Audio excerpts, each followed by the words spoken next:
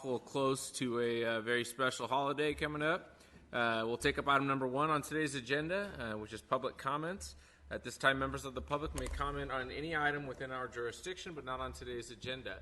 Public comment can and will be limited to 3 minutes. Is there anybody here wishing to speak during the public comment period? Okay, seeing none, I will close the public comment period and bring it back to our agenda. Move on to item number 2, which is a report on retirement financing options.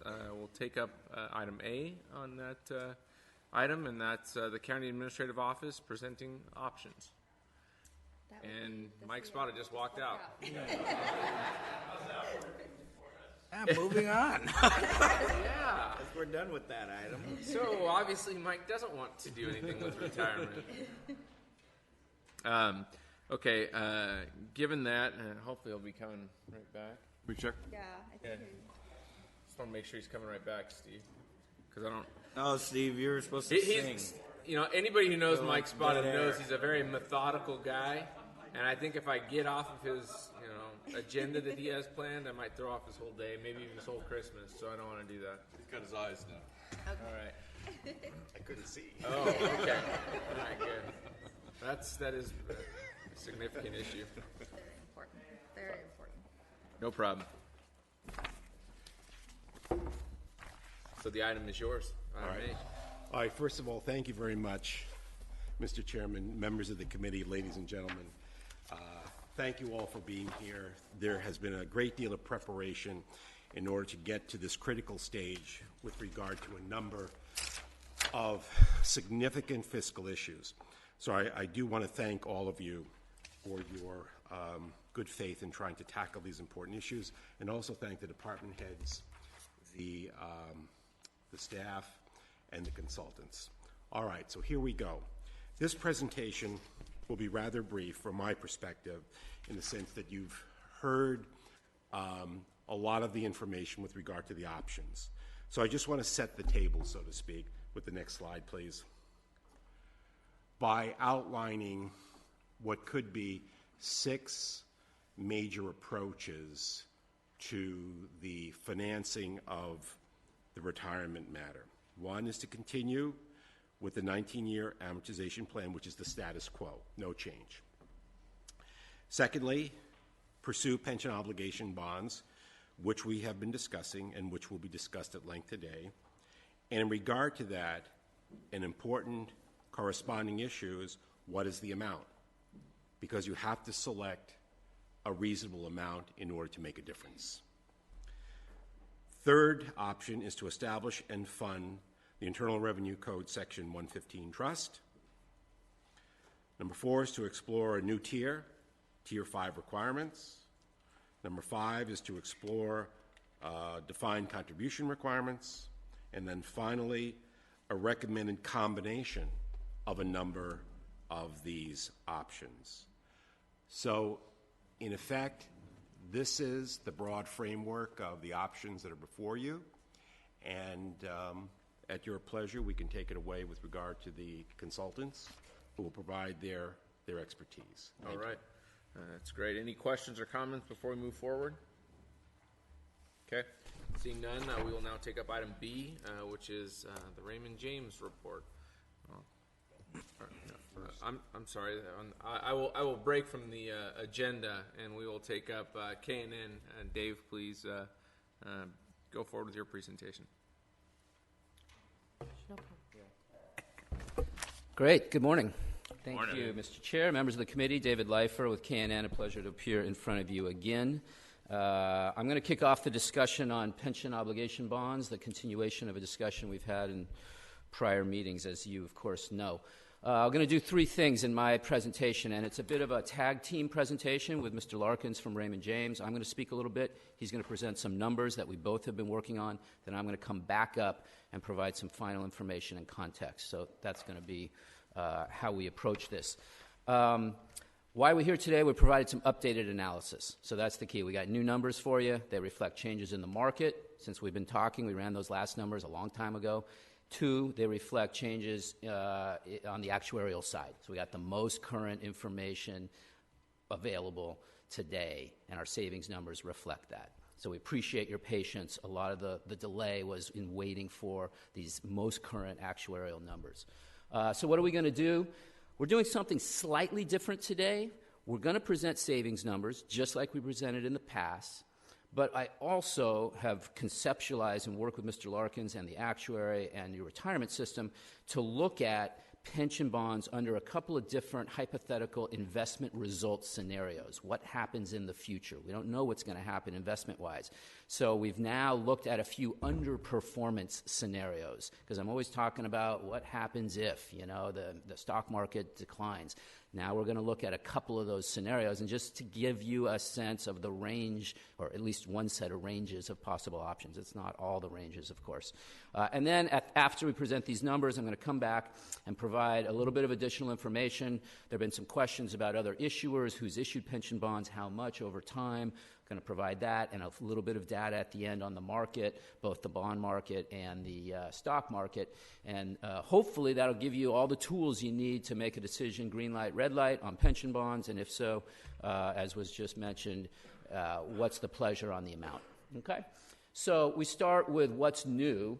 What's new largely are changes in the actuarial valuation. We have a new report, as you know. This is not new information. That was presented to you about a month ago. As you know, the discount rate was dropped to 6 1/4. I'm sorry, 7 1/4. Thank you. Thank you. I like 6 1/4. I know we're all. 6 1/4 may be realistic, but it would definitely bankrupt the county. So let's be careful there. Minor details. Look how happy you are that it's 7 1/4. So that had an impact of increasing your unfunded, the UAL, from 238 to 344. So that was a big impact, as you know. Funded status goes down a little bit. Employer contribution is going to go up, both in dollars and percent. So to the extent we had an issue before with our UAL, the magnitude of that issue is a little bit bigger now. The bullet down below just repeats what we already knew, which was that a good chunk of that increase was due to investment loss, and an even bigger chunk was due to the assumption changes. So moving on to pension bonds. We've sort of beaten this to death in the past, so I'm not going to spend a lot of time, but it's a reminder that pension bonds don't lock in savings over the long term. Because we don't know what the return on your investments will be. So unlike just a refunding of a lease revenue bond where we know you pay debt service of X, and to the new market you're going to pay debt service of Y, you get savings of X minus Y. Here it's a little trickier because we don't know exactly what's going to happen on the investment side. However... But David, yes. I didn't find in here what are we assuming the rate is going to be, or what's the rate right now as far as what the borrowing rate is? I'm going to show you that, but the rate on the bonds or the rate on the actuarial system? Bonds. Okay, so we'll show you that in a minute. It's in the 4%. Okay? Right now, to borrow for 19 years on a taxable basis, what is it, Rob? Low fours? 4.3%. Okay. Obviously, by the time we go to market, if you decide to move forward, it'll be what it'll be. But so if you assume, you're jumping ahead, but if you assume that the retirement system earns 7 1/4, you're able to borrow at 4.40. That's a savings, no question, and you'll see that. Okay. So real quickly, that you just made my point perfectly, the second bullet. If TSERA were able to earn 7 1/4 on its investments, and we know our bonds are costing in the 4s, we're going to save money over the long run. So that's a win. However, if they were to earn less, then it's possible that the bond might end up costing us more money over the life than saving us, and we're going to illustrate that. And what we also illustrate here is it's not just comparison of the two rates, but the timing does matter. I've said this a couple of times, but early losses take time to recover from, early stock market losses in the program. And so I've got a scenario that illustrates that. So here's what we did. To evaluate the potential savings under different investment scenarios, we've done 3 investment scenarios and 7 different bond amounts. So a total of 21 scenarios. It's a little unwieldy, but I think it'll be instructive. And here are the bonding scenarios. We've run no bonds, do nothing, stay the course. issue. Originally, $50 million was what we started talking about. That may be a little bit dwarfed in light of the new UAL, so we've run some larger size bonds. We ran 75, we ran 100, 150, 200, and 250 million. So I've got really a range of potential bonds. And then we're going to look at that, assuming we put the money in to the system right away, as soon as the bonds are issued. You get a corresponding reduction in your UAL, but now you have debt service. And so we're going to say, okay, so what happens to the retirement system returns? Well, first we just assume the base case, 7.25%, what the actuary assumes right now, 7.25% return annually. The second scenario assumes, I actually think that's a typo on my thing. It's isn't it 6.25%, Rob? Our second scenario. Yeah, my apologies. The second scenario, which is one you've been looking at with your actuary and with TCERA for a while, is 6.25% for 10 years. Not 6.75, but 6.25. No, 6.25%. Apologies, and you'll see it on the actual numbers for 10 years, and then it goes back to the 7.25% for the second 10 years. Okay, so a little bit of an underperformance there, a full % for each year for the first 10 years, and then finally I said, let's take a more draconian look at this. And what should we do? Well, I could make up a bunch of stuff, but I said, no, let's go back and look at what actually happened in 2008, the last time we had a major recession. And so what we did is we took the actual return starting in 2008 for a 10-year period, both down and up, because it recovered, and we replicated that. And we said, let's just assume that happens in the next 10 years. And then it goes back to 7.25% for the second 10 years or 9 years or whatever.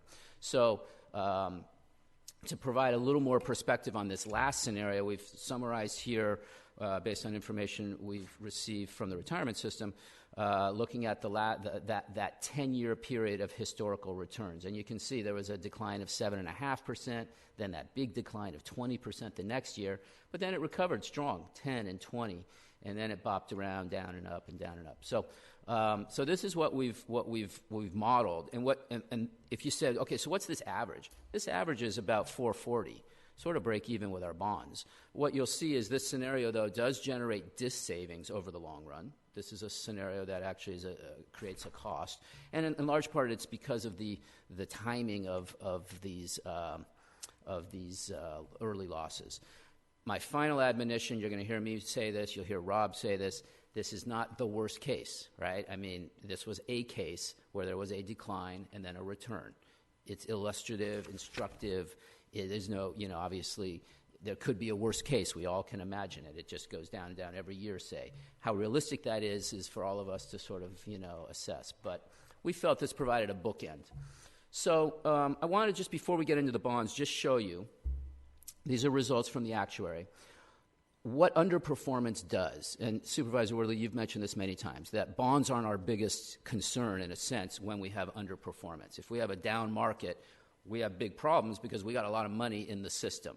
The pension bond is additive, but this illustrates your employer contribution dollar numbers. So that's under 3 different scenarios. So I've got the UAL in one column, and then from the actuary, what your employer contribution. So we've got in 19 the 344 million UAL, 52.5 million of an employer contribution. That's under your 7.25% scenario.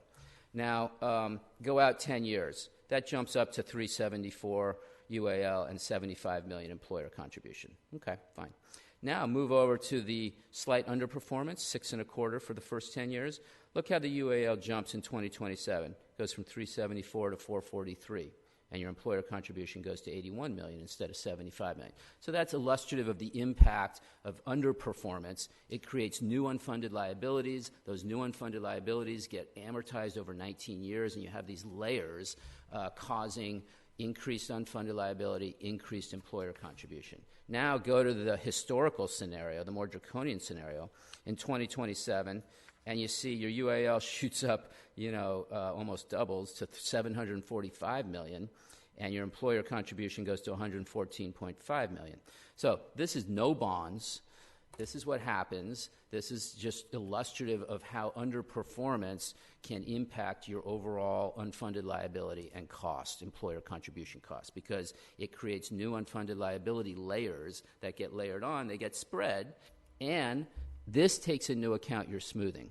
Okay, so your actuary took that into account. So this is, a snapshot of how underperformance impacts. So the real question is, and there's really very little you can do about this, the real question is what happens with the pension bond, right? That's what we're here to talk about.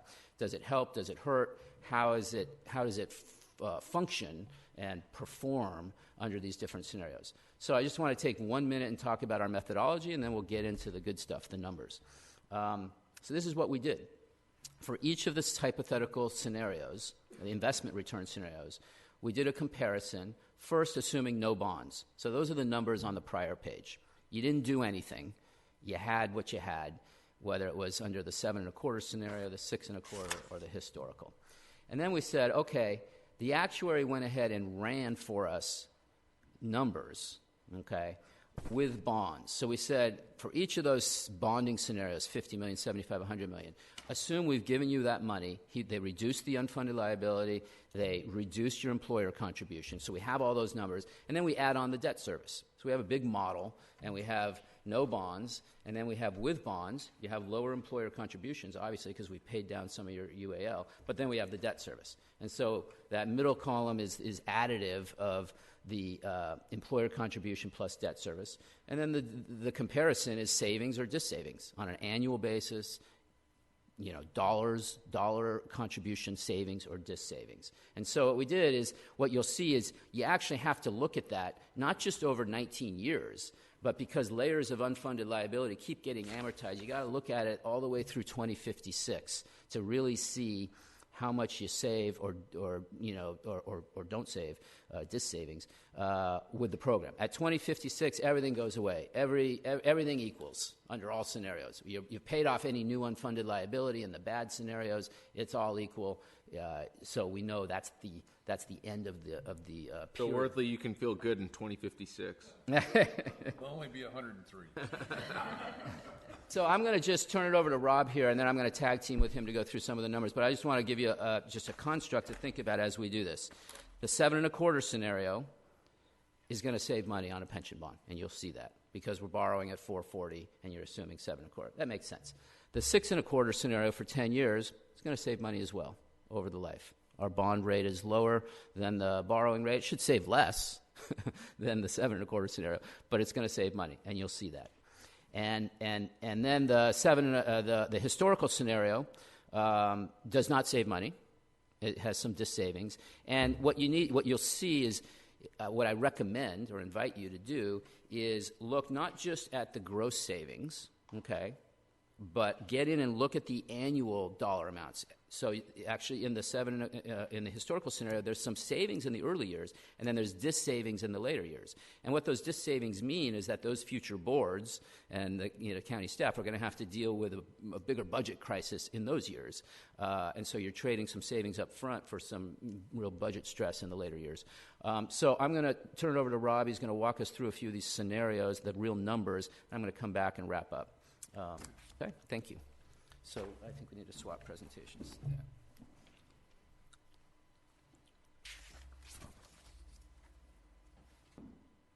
Morning, Rob. Didn't see you back there earlier. You're behind the line. Mr. Chair, members of the committee, Rob Larkins from Raymond James, and just want to echo what David said in terms of working the Tessera staff and the folks at Chiron were extremely helpful and provided quite a bit of information. Let's just see here. So important to look at the inputs to what we did. As David mentioned, we looked at 6 separate POB cases ranging from 50 million to 250 million. Importantly, and you'll see this and we look at the numbers, the POB proceeds are treated as an actuarial gain, which for calculating the employer contribution rate purposes, it's amortized over 19 years. So the benefit of that deposit is realized over time. In all cases, the proceeds are assumed to be delivered to the Retirement Association in April, and then we show the amount of the June 30, 17 liability that each of those cases would refund, ranging from 15% to 73%. We used current interest rates plus 25 basis points and assumed the county's current general fund appropriation ratings, which is A2, A+. We assume that the bonds are issued as unsecured pension obligation bonds. I know there was talk in earlier presentations about lease revenue bonds. We are doing these, assuming these are pure POBs. They're uninsured. Importantly, they have a 10-year prepayment option at par or 100 cents on the dollar, so you have kind of maximum flexibility. And under current tax law, they would be federally taxable and state exempt. In terms of how we shaped the debt service, the idea was to mirror the existing UAL amortization approach under the 7.25 investment return scenario. So we looked at the employer contribution, the pattern of employer contributions under the status quo, and tried to shape savings to be proportionate to that. We kept the final maturity in all cases constant at July 1, 2038, trying to tag it to the existing base UAL amortization. And then the employer contribution projections were provided by Tessera's actuary, Chiron. Loading all those things in, as was asked earlier, the all-in cost of borrowing is about 4.3%. And then in each case, as Dave mentioned, we modeled out the holistic residual employer contributions for the unbonded UAL, layering in the debt service, and seeing what would the total employer contribution rate be under those three cases that David mentioned. And he had in his too. I think where you can tell we're both emphasizing the importance of early year underperformance really does have a major impact. So the 10-year slice that is embedded in the numbers from Chiron is from 08 to 17. The savings are projected, and they're obviously depend upon Tessera's actual investment performance over the life of the bonds. And as David mentioned, this you shouldn't consider this the worst case. It's a pretty bad case, but we can always think of a worst case. And then we also assumed that the interest on the POBs would be capitalized, that you'd actually be funding interest due on the bonds through January 19, because of there's a delay in the reduction in your employer contribution from the contribution of proceeds in it. And if you choose to move forward, we can do our best to work with Tessera and Chiron to see if we can avoid the capitalizing interest. But we want to make sure that you don't have more payments in the near term because you've got to pay on the bonds, and you would not have had a reduction in the employer contribution until the next valuation. So we debated long and hard on how to present all these numbers, and so just bear with me, and we'll walk through. Does this pointer work? We'll find out. Is that it working? Yeah, no, I just wanted to see. Okay. Yeah. So what we did is for each case, so we have the $50 million, and we looked at the three investment outcomes, $75 million, the three investment outcomes, et cetera. Looking at the first column in each case is the 7.25, which, as David said, that's a home run, right? If you borrow at 4.30 and you earn 7.25 every year, that's going to be fantastic. You'll save $25 million, present value 15-ish, and the UAL is extinguished in 2041. Moving over to the 6.25, then 7.25. That also is a winner because, again, the 6.25 is a loss from an actuarial perspective, but it's better than your cost of significantly better than your cost of funds. So there's about $12.7 million of projected savings, $10 million present value, and the UAL does get pushed out a little bit. And then the historical is a loser. You get back to 7.25, those early year losses really kill you. So that's about 6 million. These numbers are small. 6.9, call it 7 million of losses, and we will show the underlying numbers because it is important see kind of where in the next 19 years those losses impact the budget. And maybe looking at 100 million, it's linear, so the savings would be double in the do nothing case, well, in all cases. But also if you do the 100 million and you're in the historical 7% scenario, it's a $13 million loser. And just to continue, the 250 million, if everything works out, you're going to save a ton of dough. But if you have the historical 7.25, that's a $32 million loser. So it's very sensitive to the investment outcomes. And as David mentioned, we ran all these out through 2056 because that's where in the materials from Chiron everything converges to, I think it was a $65 million contribution. Conceptually, I'm having a little, maybe you can help me understand this. I understand that the actual investment return is significant to the overall picture. However, if the assumed rate of return is at 7.25%, and that is what we are being charged on an unfunded liability, it doesn't really matter in terms of what we're being charged for the dollars that we owe them as like a promissory note, what their return is. I mean, if the return is 4% or whatever it is, we're still being charged 7.25% on that money as opposed to paying 4.3% on the borrowed money that we would borrow in a bond. Can you explain how that works then, that it's a loser? Because if I'm still paying 7.25% to the retirement board on my unfunded liability, whereas I'd be paying a third-party vendor set 4.3% on that same debt, how am I losing in that situation?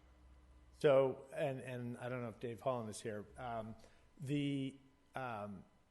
No bonds, if you earn 7, 6.5, whatever, that creates a new unfunded liability that then creates a new 19-year layer. Right.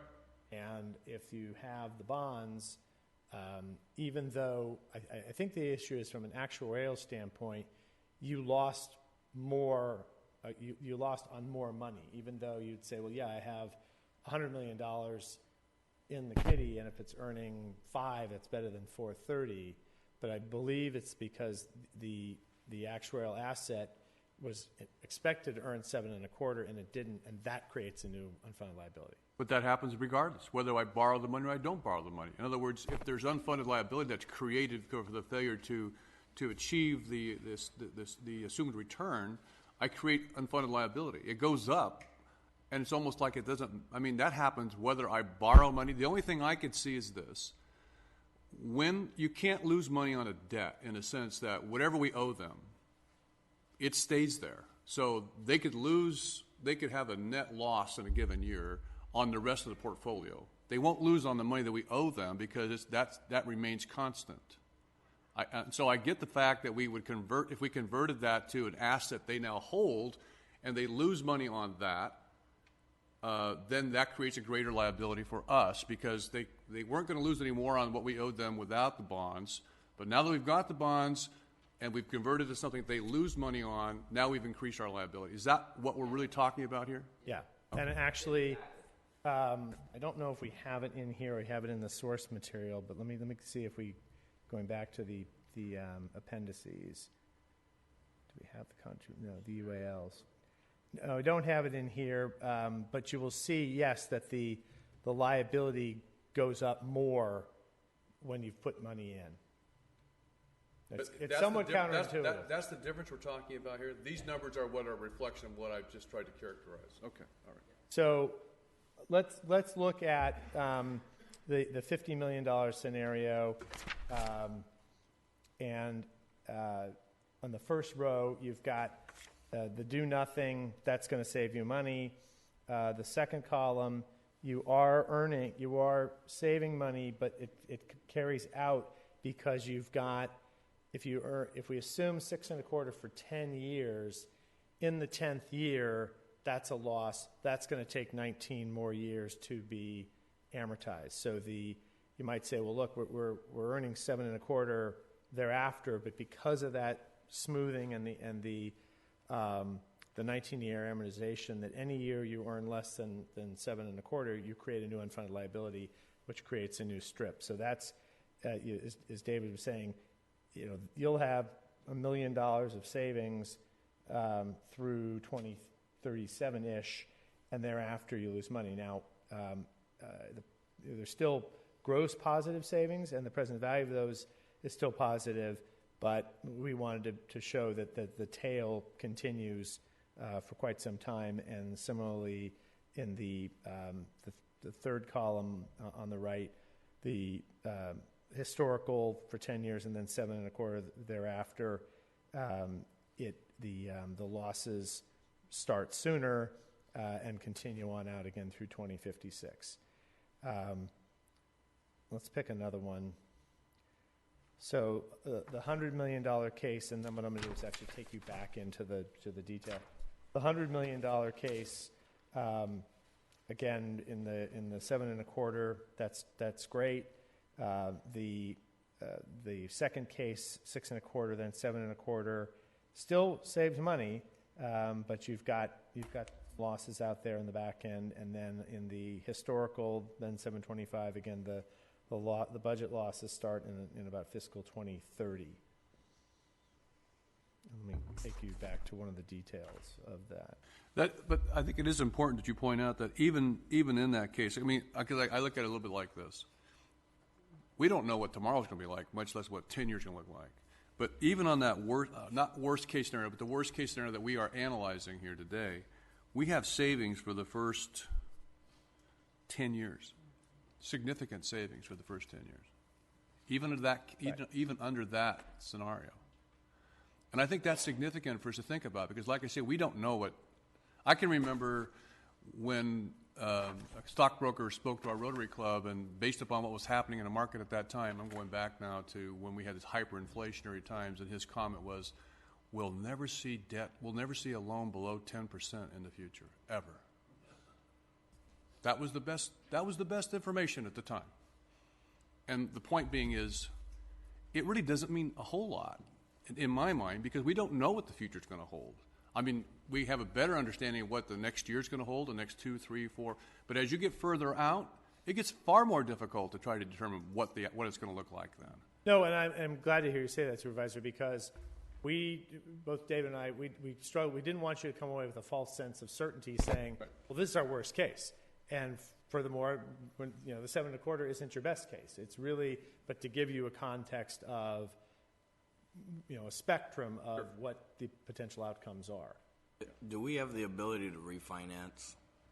So these are premised on a 10-year call option, which is about as aggressive as you can get in the taxable muni land. So assuming things would get worse, I would imagine that the interest rates would also go down, similar to what happened in the last recession, right? That there would be some correction, so that might minimize.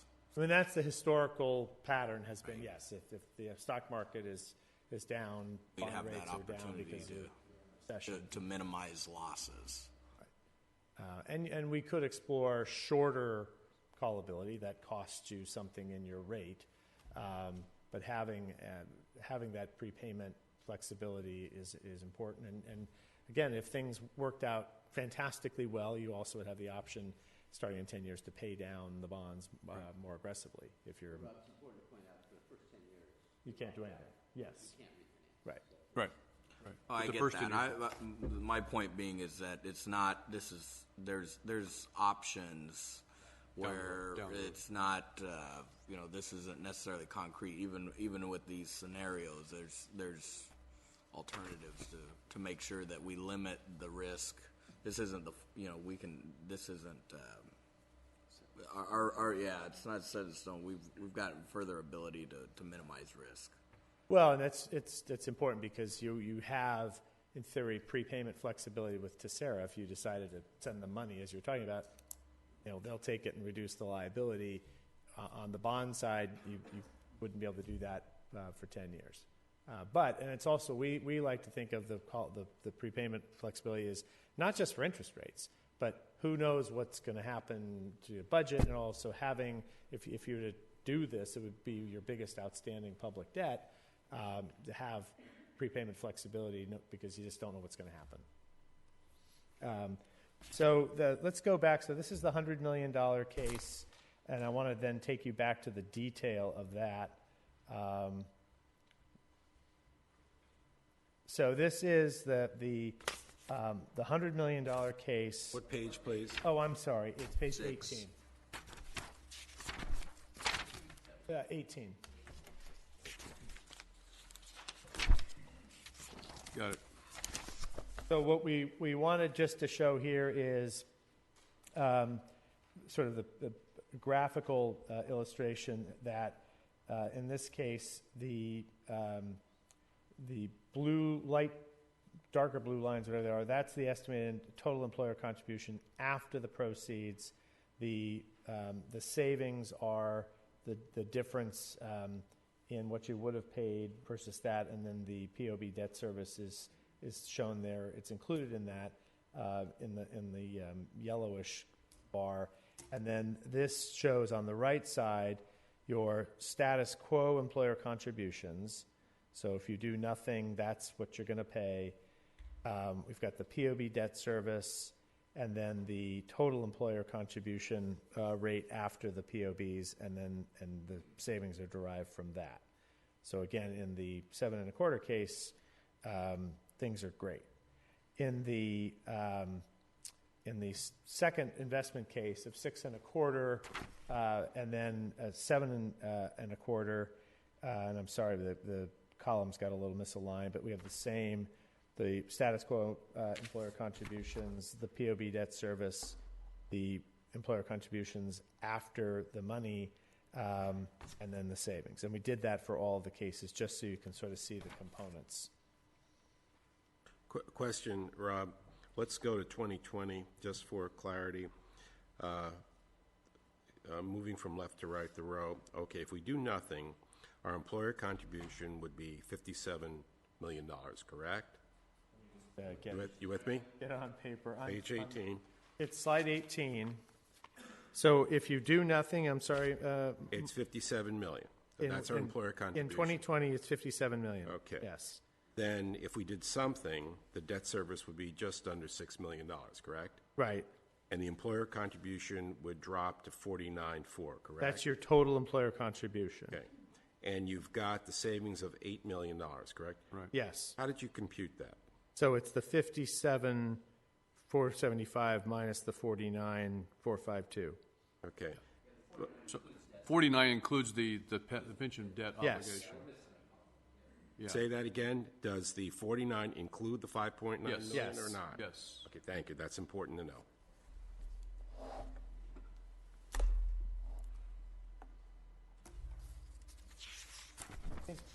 Probably now go back to Dave. I guess I want to point out, I think that, Rob, when you look at on page 20, so again, going back to what is considered our core return. No, that one, okay. We still show significant savings up through year 2037. I think that's important for the board too.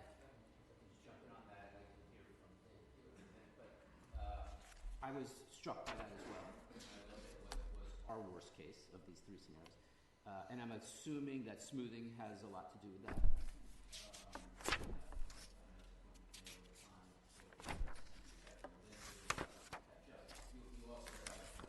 There's also losses, regardless of bonds, there's losses that still need to be smoothed. So when I showed that original slide with no bonds and the 7 1/4 scenario, your UAL still jumps next year, and your employer contribution jumps next year, no bonds, just because you have some more losses still. The numbers we saw earlier, we can anticipate around $68 million additional unfunded liability in next year's budget. And the following year, I think it was 20-something, 21 or something. Yeah. Regardless of what, right, right. Well, also there's inherent negative amortization in the 19-year, Right. Which is, again, it's not amoral. It's just how it works. In order to have a level percentage of pay, you'll have some embedded negative amortization. And I think Rob made the point also, you're right, Supervisor, about the savings in the early years and then the dis savings in the later years. If we look at that just as a present value, dis-savings in later years are sort of worth less in a present value sort of construct. Right. But I do think it's important to look at them as actual budgetary impacts as well.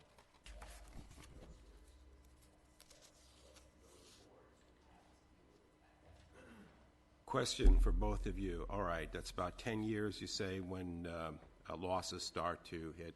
What about the refinancing? Would the refinancing option assist in mitigating those losses too? And if so, how would that work? I guess in terms of mitigating, you could reshape your debt service. So for 10 years, you've got a whopper unfunded liability and your employer contributions are going up more than expected, you'd have the pension bonds are malleable, that you could, in theory, refinance those and reshape them. It does have, as David, as we're all claiming impacts that under current claiming procedures with the state, who's really the agent for the feds, that in a simple example, if you've got an unfunded liability where if you do nothing, you're going to pay $10 over the next X years, and you do pension bonds and reduce that to 8, if you then come back and refinance those bonds and debt service is 9, you might say, well, we're still saving money, or 9 versus 10. The feds disallow that. They say, no, once you've reset the bar at 8, if you do anything which increases the debt service, they'll disallow the claiming. That's the Fresno County problem right now. Correct. Yeah. So I think in answer to the question, yes, with limits. If you refinance in 10 years, you could keep the amortization of the bonds the same, and if interest rates are lower, you could bring down your debt service, so that could help a little bit, right? I mean, it still helps to have lower debt service if interest rates are lower then. And you'll have a shorter bond at that point. You'll be 10 years into the bond, so you had a 19-year bond today, then you only have a 9-year bond. So interest rates will be lower just as a result of the shorter yield curve.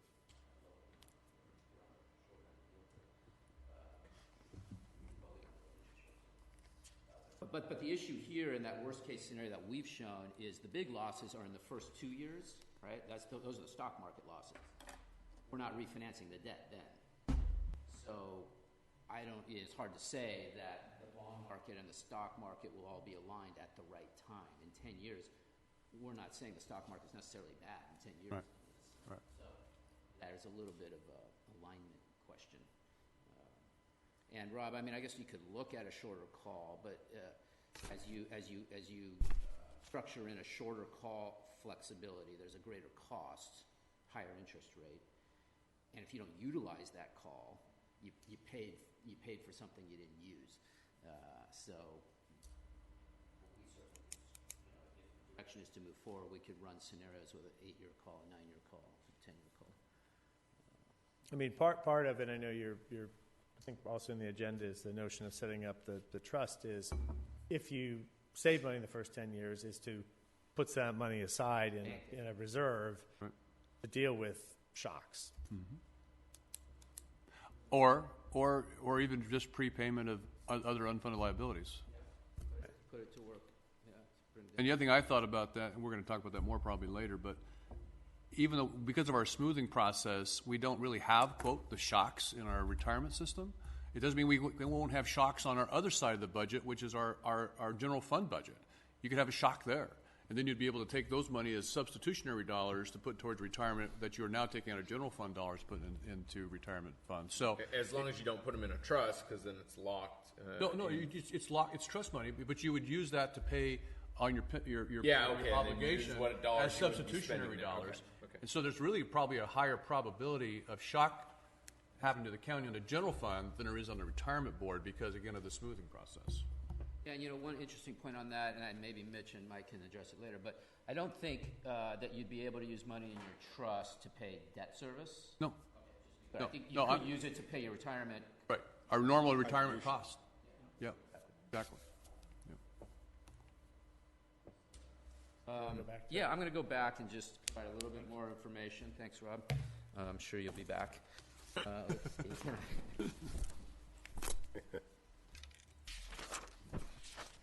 Are we back to your presentation, Dave? Yes, please. We're going to jump ahead to, I need light, eyeglasses either. Oh, yeah. Jump ahead to page 10. Candace, can you give me one more? Thank you. You good? Okay. Actually, page 9, sorry. So good. We hope you found that quantitative exercise instructive to put some numbers with the concepts that we've been talking about for a while. So there was a few questions just about what other agencies have issued pension bonds in California in the last period of time. So we put a table together here. I apologize for the small font. We've excluded short-term, like there are some folks that issue a one-year note just to refund their short-term liability. We've excluded that. So this is a recent list that we put together. Do be careful and note that some of these deals recently are refunding bonds. So not all of them are new bonds, like that City of Fairfield, the City of County of Fresno on the right, I believe. Where was that? I worked on that deal, County of Fresno in 15. Now, that's an interesting one. That County of Fresno, I'll just share with you, that was a deal that structured in a partial call. At the time, a lot of these pension bonds weren't callable at all because the taxable market, it wasn't typical in the taxable market. This one had, I think the 2019 bond was callable. It was a 10-year bond. And so we exercised the call because interest rates were way lower, and we refinanced it at a much lower interest rate. Exactly to the point we've been talking about here. So this gives you a sense, of the size, relatively, $100 million and under for the last, back to 13. Even Sacramento County did 111. Certainly wasn't their first deal, I believe. I remember they did $1 billion one. Yeah, right. City of Santa Rosa did some. And more instructive, perhaps, will be the next page. Where we tried to just look at the sheer volume of deals. This is not the volume of par amount, but numbers of deals. And it is interesting, right, that we sort of had a peak in 2005, which was before the downturn in the stock market. I mean, the subprime crisis kicked in a little bit later than that. 2007, it was, I think, pretty clear where things were going. By 2008, it was crisis.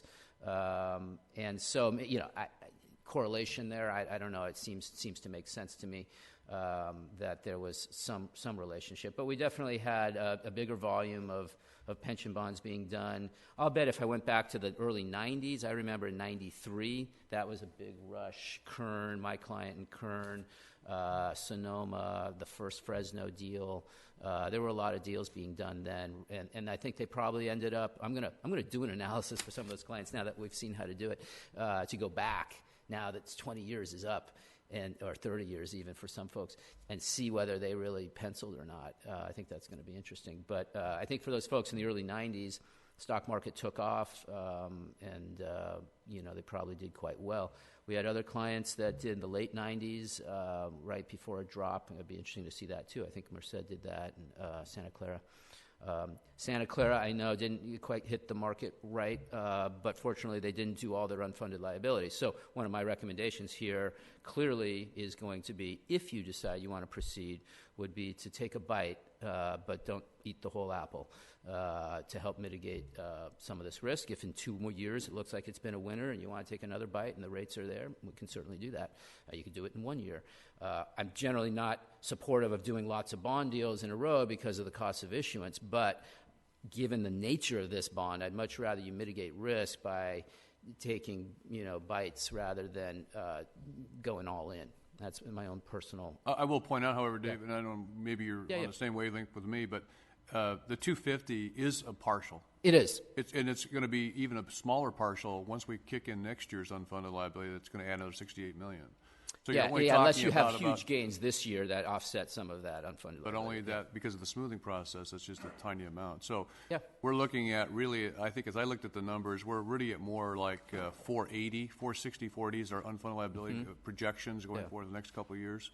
So if you're doing 250, you're only doing not even 2/3 of. I don't disagree. I mean, that's a fact. I don't disagree with. And the conclusion of the numbers that Rob presented is that if you turn out to have savings or dis-savings, the numbers are bigger with the bigger par amount that you borrow, right? I mean, so the more bonds you issue, the bigger the savings if it turns out to be a winner, and the bigger the dis-savings if it turns out to be a loser, not surprisingly. That's right. Let me just finish this, and then we'll open it up for further questions. So that was page 10. Page 11. This is a rehash a little bit of a slide we had in an earlier book about market timing. And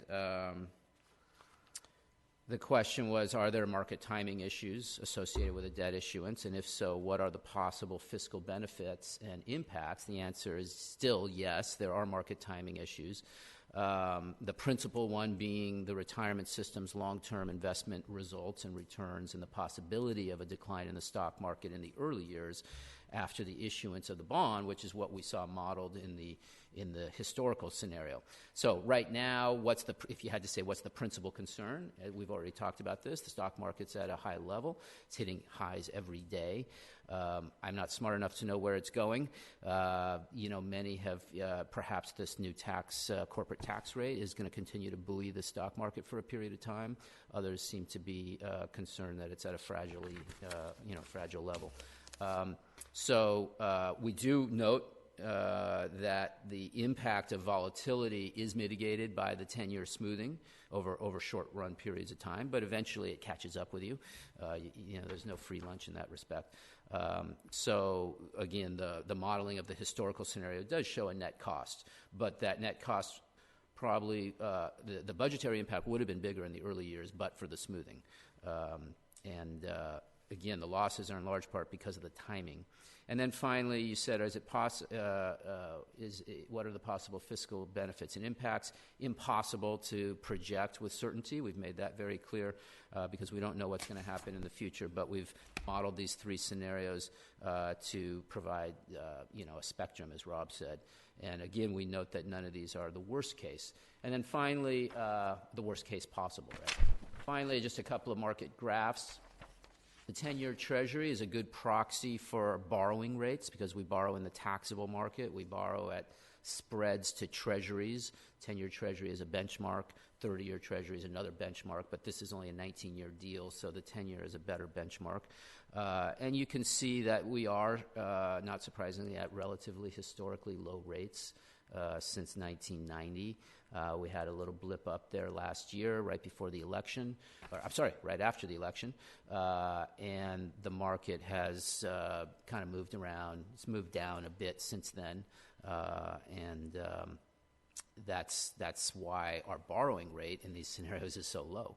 Our borrowing rate for this scenario is lower than what we showed you in July, just reflective of the market. Is that right, Rob? Yeah.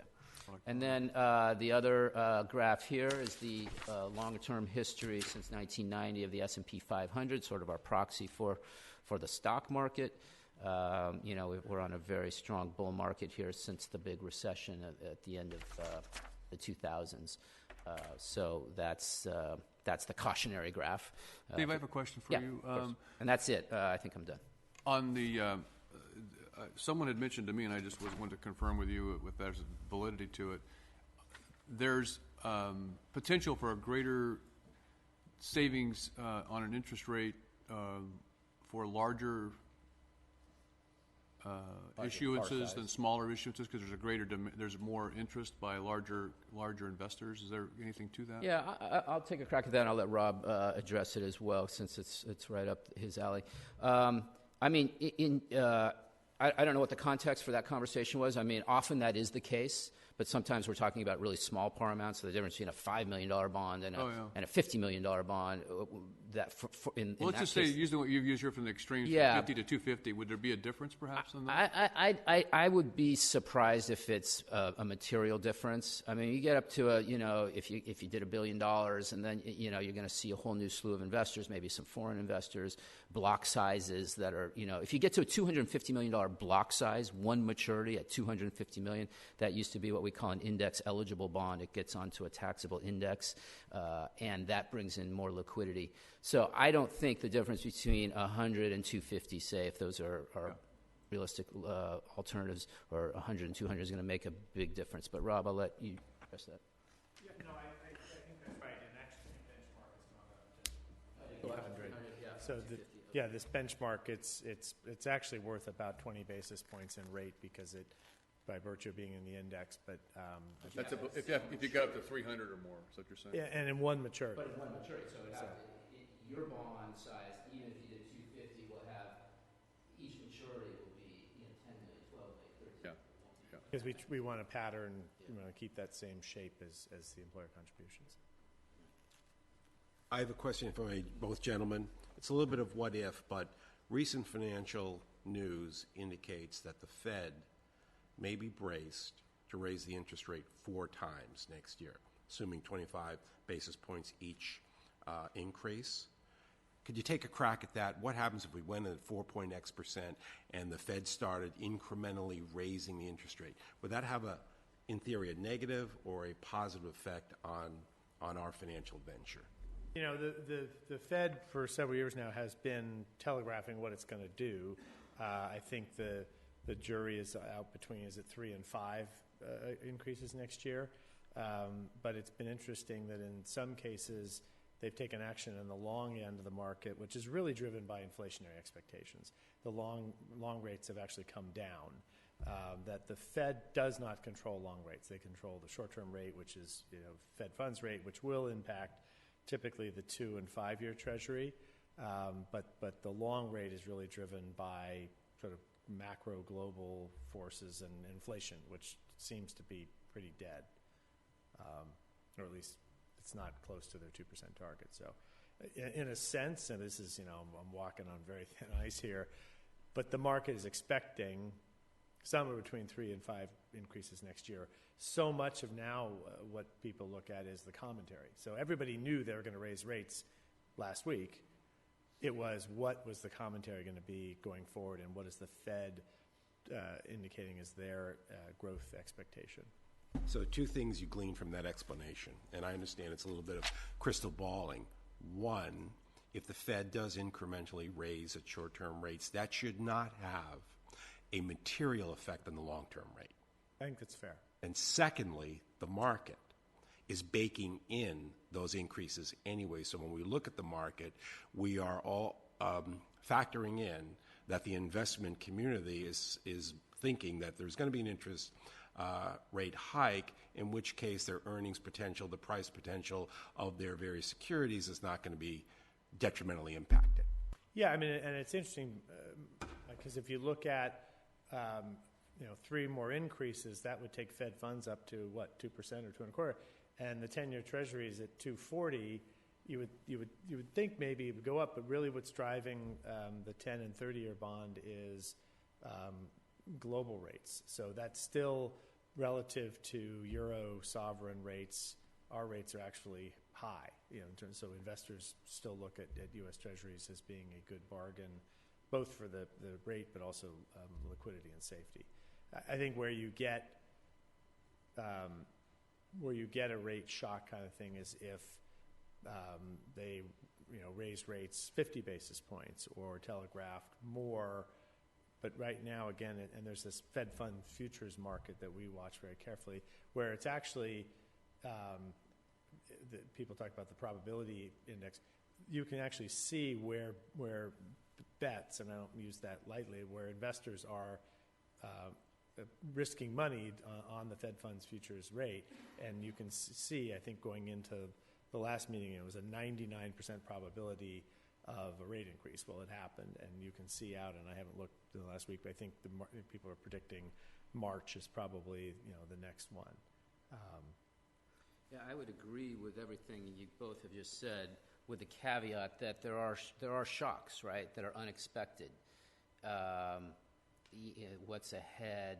The election was one, and the president coming out at that time saying we're going to have big tax cuts and big infrastructure spending, and that sent the rates up. And I think we haven't talked about the tax bill that just was passed by Congress. I mean, part of why I think that's been built in somewhat too, in terms of people were anticipating that, so the market has sort of built some of that in probably. But I think it also has the potential to extend that, because again, it's going to be much more favorable for corporations with their tax rates.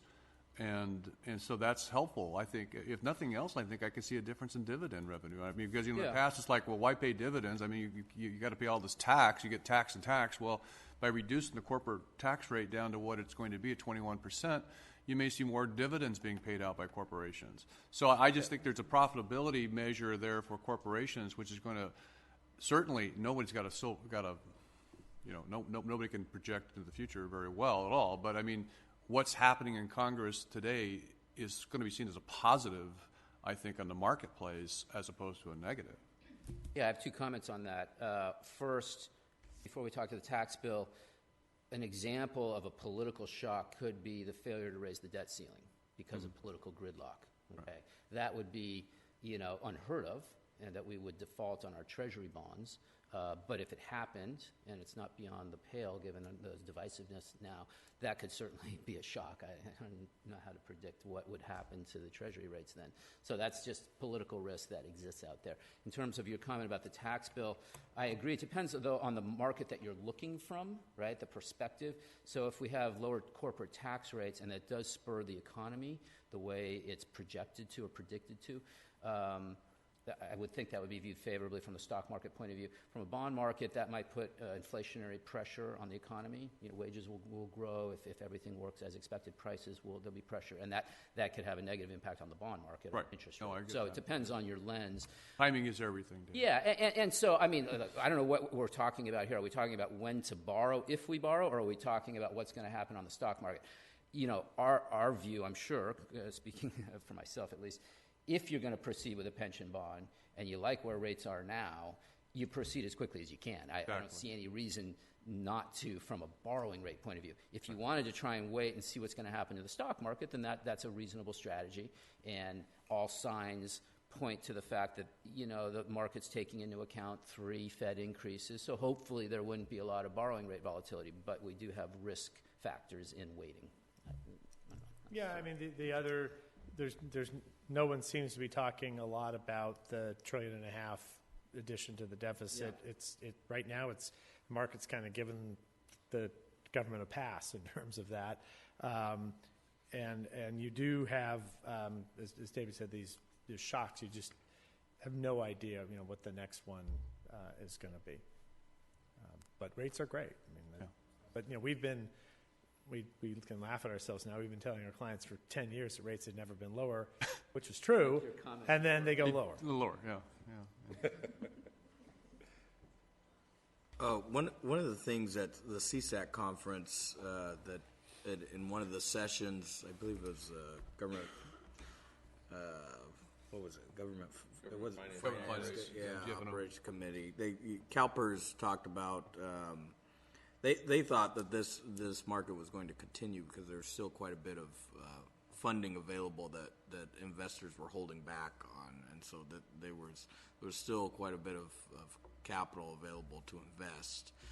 They were looking for opportunities, and so they were still bullish on the market, which I think just means is more favorable for us as far as in the nearer future, that there wouldn't necessarily be a negative impact. I mean, it is the biggest tax change in a generation, and so the repatriation, in theory, I guess a 15% tax of bringing home. There's some ridiculously large number of money overseas that the hope is that corporations will repatriate it. If that happens, yeah, it's you would think it'd be pretty stimulative,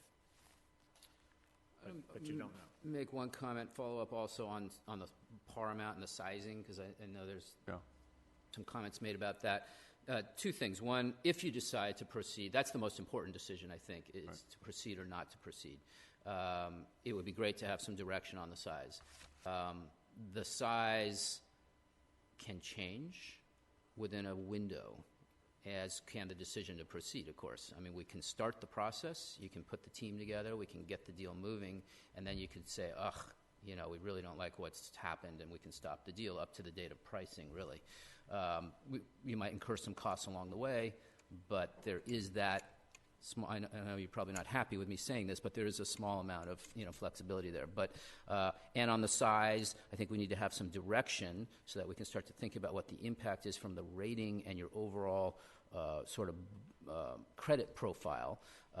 But if at the end you fine-tuned it and you brought it down 50 or up 50, there would be that possibility up till really when we go to the rating agency and need to share that. Finally, I think that we haven't really talked about the rating agencies. The rating agencies, I do think, still draw a distinction between bonded indebtedness for pension and non-bonded pension indebtedness, or UAL. They recognize that both need to be looked at, and they're starting now to use this concept of a pension burden, which is your UAL and your debt service if you have it. So that's a little bit more of an apples to apples between a issuer that has bonded indebtedness and one that doesn't. That said, they still recognize that bonded indebtedness is a fixed liability. You got to pay it, whereas the UAL, it gets amortized and re-amortized. So my point is, part of the reason that I think collectively we put a limit on the size at 250 rather than running it at 400 is you're going to get to a point where there'll be negative impacts from a rating point of view. 250 We're still saving. 250 saves money, but that even might be viewed as a lot for Tulare County. Think about the amount of debt you have outstanding, which is basically nothing now. So if you give us that direction, we've got to start looking at the metrics that the rating agencies think. But I just wanted to give you context for why we put a cap on the number.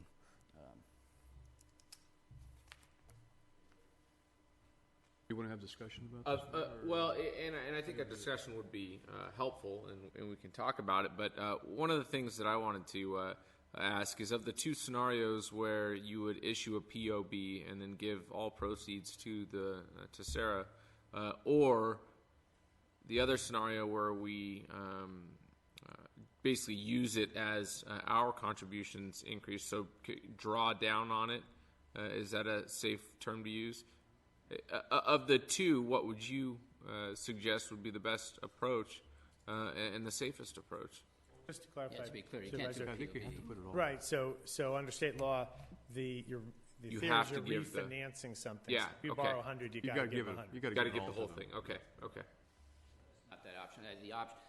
To effectuate the option you're talking about, you'd have to do a lease financing with an asset. Okay. Do a COP or a lease revenue Okay, bond. I'm sorry. And then you're basically running a trust. You keep Yeah. the money in trust, whether you keep it at the retirement system, you keep it in the general fund, or you keep it in a 115 trust. It's the same concept, and then you're just mitigating budget volatility. You're not actually addressing the liability, but you're having a pool of funds around to mitigate shocks in your employer contribution. I probably would not recommend borrowing a large amount of money for that purpose. As our financial advisor and as an advisor to multiple public entities, are you advising your other public clients that are in a position like ours to do this, to go down the road and to take that small bite of their unfunded liability and issue a POB at this point in time? Honestly, you're the first that's asked the question. Okay. So no, I'm not running around the state saying do a pension obligation bond But I think we're also in somewhat a unique position, because as you look at it, there's a lot of counties that already have a large pension obligation. Absolutely. I mean, every situation is different. So Yeah, and I get that. I'm just yeah. I mean, what we're getting, we are. I mean, I was a little facetious there, but the topic of pension funding is on many people's, many issuers' minds, or many local government minds, and so the conversation does tend to revolve around folks looking at something like a 115 trust, looking at a pension funding policy like San Joaquin, where they're throwing a little bit more general fund money at the UAL. Pension bonds do come up as an option. We look at how much debt they have outstanding, whether to refinance. Honestly, I'm not recommending for or against, and I'm not trying to be cute, but it is a policy decision. It's a risk tolerance decision, right? It really is. I mean, what came out of this analysis to me were a couple of things. One, the potential savings are very real, even in the 7.25% and the 6.25% scenario. I was shocked about the magnitude of the savings in the 6.25% scenario. It was more than I would have expected. And B, that in the historical scenario, as the supervisor mentioned, the losses were there were no immediate budget losses up front, and the magnitude of the losses were maybe not as great as I might have expected. But then I went back and looked at that scenario and realized it had early losses, but it had big rebounds as well, 20% rebounds. So again, it's not the worst case. So it really comes down to sort of a risk tolerance, or reaching for a gain and being willing to risk some loss if things really just don't turn out. And I'm not going to make that decision. But we're not hearing a lot of other issuers talking about pension bonds right now. I don't know if you are. The numbers, but that was what Monrovia just did one, the city. Yeah. And the city of Houston actually did $1 billion this week, but they have a huge funding problem, and they're like 36% funded. So theirs was much more of a funding. That's being able to pay the bills. Yeah, so feel free to make comments. Okay, well, you know what? I am so happy about being here today. Because this is something that's been on my radar. The members of the board know for the last 2 to 3 years. I mean, when I was looking at what was happening to us and our unfunded liability and how it was increasing and what it was costing the county and what it was projected to cost the county, and to me, I'm just a simple guy. It's why people refinance their houses. I remember going from 5.25 from 7.25 to 5.25, and I thought that was the greatest thing in the world. And of course now my son just bought a house, and I think he paid 4% or something. So. I can't control the future. I don't know what the 10 years from now are going to be like. But I know what I'm paying today. I know I'm going to pay tomorrow and next year, and those things are sort of mapped out for me. And they're big numbers, and they're really big numbers for Tulare County to try to achieve. And when we can save the kind of money we're talking about saving, I was very helpful to me to have this, how you guys presented it today. Because even looking out we're not calling it the worst case scenario, but let's face it, it was a very dire situation. 4% return on investment over when you consider what the average has been over the last 10 or 20 years. It's pretty dire. You almost have to be in the old recession. The depression days of the late 20s, early 30s to come up with anything worse than that. And yet we still show significant savings for the first decade. Significant savings for the first decade for this county, even under that scenario. And then who's to say what's going to happen 10 years from now when we don't even know what's going to happen 5 years from now? So to me, it's very clear that this is a very prudent decision for the board to make to approve issuance of pension bonds. And I'm kind of the go big or go home. I don't see the real benefit of just doing $50 million when you're looking at a $340 million obligation on its way to 440 or something, whatever it's going to be, we know going forward over the next couple of years because of our smoothing process. So I'm very comfortable with advocating for the $250 million because it has the most potential savings, and it still only represents a portion of the unfunded liability, and it's not anywhere close to being 100% of that obligation. So that's where I'm coming from. I think it really positions the county to be able to sustain itself going forward.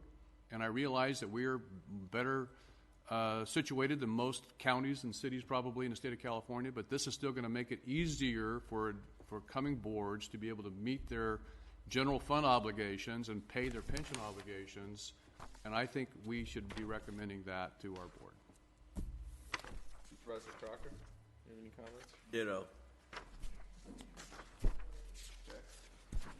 Council, do you have any comments you would like to make? You're on this committee too.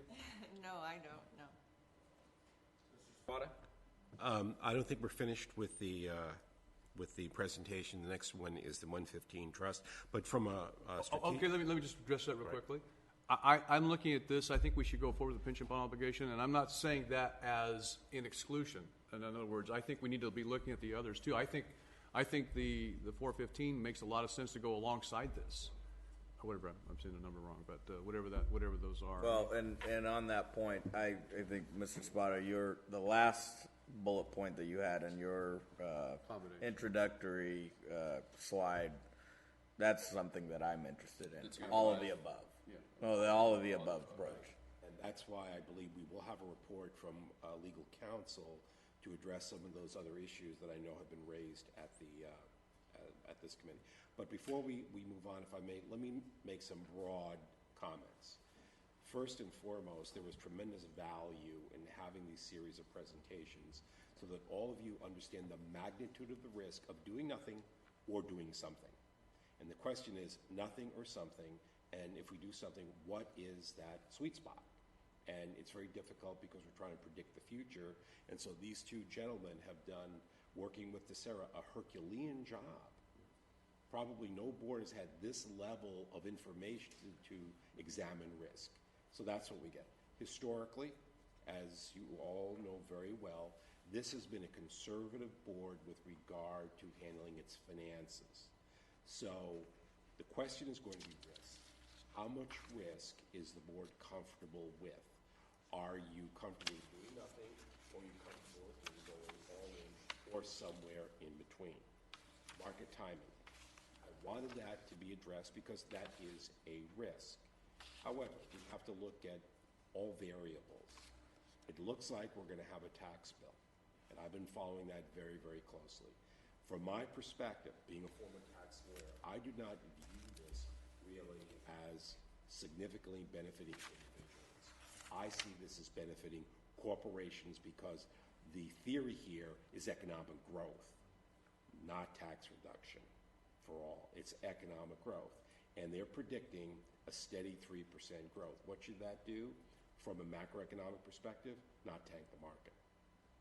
So we probably have one or maybe two more good years before other things may potentially shock the market. So in the short term, we're going to be okay if we do it, but the question is down the future. That's why I wanted to explore this refinancing. Is this another mitigating mechanism, another tool in our toolbox, if you will, that if things go wrong, do we have this opportunity to refinance and start to address the losses rather than just take the losses? So those are the variables. Do you want to do nothing and just, as has been discussed, manage our debt, but that's going to have a general fund impact? In which case, what I've tried, being holistic, try to present to you, okay, we're looking at how to address our unfunded liability, but then we have a budgetary concern every year, which is going to see our employer contribution go up and up and up. And if we don't have sustained assessed valuation growth as we are, it's going to impact the departments. That's why we have these other presentations to show there are other fiscal concerns that this board and future boards have to deal with, separate and apart from retirement. So is this investment, or this debt issuance rather, an investment in protecting the departments? And that's a balancing act. And what I think this board is going to do is really take a hard look at how to balance it. Well, I think the risk factor that we're looking at, if we take the $250 million scenario and the 7.25% versus the historical percent, we're looking at close to $160 million swings. So in the positive, we have the potential of saving $127 million. The negative, we're losing $32 million. So that benefit, the benefits outweigh the potential loss from I'm looking. And that's from the numbers given by Raymond James and the growth standpoint. But I think that's worthwhile to take that risk for the potential savings. Pete, what do you think? It's a very difficult decision for me. I'm a simple guy also, but I'm simple in a way that I'm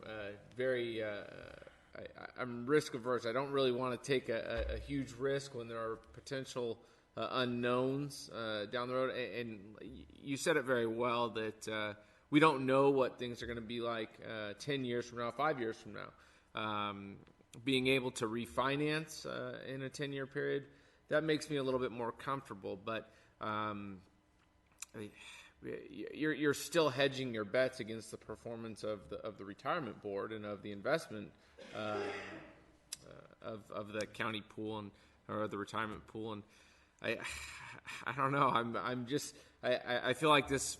I too have to thank both Rob and Dave. I think that this analysis was very thorough and gives us a ton of information. There's no guarantee, and that the fact that there is no guarantee makes me a little bit hesitant. Just in the fact that any money that we do lose is. Even if it is $32 million when we issue, or if a $250 million bond was issued, any loss of funds is potentially a reduction in services, or it's going to have an impact in some way, shape, or form in the county, and that makes me a little bit hesitant. Well, let me just respond to that a little bit, because I think my fear is that the status quo is going to have exactly that effect. That's exactly what we're going to see is we're going to see retirement crowding out. We have so much money to spend, and as we see the growth that's already predicted and projected to occur, but by doing nothing, is going to crowd out general fund services. That's our status quo. Absolutely. And when we talk about losses, those losses can. So when we talk about the status quo is, again, if we meet the assumed rates of return, we still have these huge numbers ahead of us. If the returns are even less, we've got larger losses ahead of us. Yeah. So, to me, what was very critical is looking at the losses don't occur in the first 10 years. The losses, if they occur after 10 years. And I'm just saying that the uncertainty of what we can anticipate 10 years from now, I mean, why do we even have assumed rates of return if we don't make assumptions? We have to make assumptions. And so we don't know that rates won't be back to 10% in 10 years from now, or we don't. I mean, it's hard to see them going much lower. And I think that's one of the things that strikes me about why we need to act is these are historically low rates. I mean, when have you been able to borrow money at 4.5%? Yeah. I mean, it's just unbelievable. Well, it's why. I mean, it's a whole different market. But I mean, so my point is that to me, we have a greater risk of doing nothing than doing this, and that's why. I mean, if we could project out that we're going to have increased revenues at the county level that are going to allow us to meet these obligations to the retirement board without having an impact on our general fund, I'd be much less more reluctant to do this. But I see it just the opposite. I see that what we're doing today is going to enable us to at least try to maintain the status quo, but at least it's not going to impinge upon our general fund dollars the way the do-nothing approach is going to. And for the next 10 years, we're buying our county a lot of money. And then again, not the worst case scenario, but the worst case scenario presented to us today, that board 10 years from now or 12 years from now may be dealing with not huge amounts of money, because again, it's over a period of time. And who's to say at that point in time that the general fund won't have grown to the point that will seem like a small number? So, again, I can't project out to the future. I can only project, I can project out pretty clearly the next 5 to 10 years looking at what we've got if we do nothing. And I just think that there's a greater risk we're going to affect the general fund by doing nothing than if we do this. And I will say the one thing that makes me not completely against it too, or more likely to be supportive, is just the fact that when we were looking at this back in July this summer, we were looking at, I think, 5.25%, maybe 5.5% interest rate if we were to issue the bonds, and I thought we had missed the boat of the low interest rate benefit, but we are seeing near historic lows again, and so the time to act is definitely sooner rather than later. So I do think that I have some additional research that I want for myself to be done, but in general, there's much more of a positive situation and a positive aspect to this than what I have seen leading up to this point. So I feel comfortable saying that. Would our retirement administrator like to make any comments or not? I saw him getting up and pacing a little earlier, so I almost thought that, I don't know if he wanted to come up and take the microphone away from David or from Rob, but if you'd like to make any comments, I'd like to have you up, Dave. Yes, I would, just briefly, and thank you, Mr. Vanderpool, for that opportunity. I asked that the K&N presentation be brought back up, and I would refer folks who have it to page 4. And let me begin my comments by saying that Sarah really doesn't have a horse in this race. We are the horse. And we don't really care who feeds us or how we get fed, just as long as we get fed. So, Excellent analogy. That's a great analogy, but I think of the chair of the retirement board, and that's Roland Hill, and that's a horse I would never want to invest in. But One of a different he is here. I didn't even know that.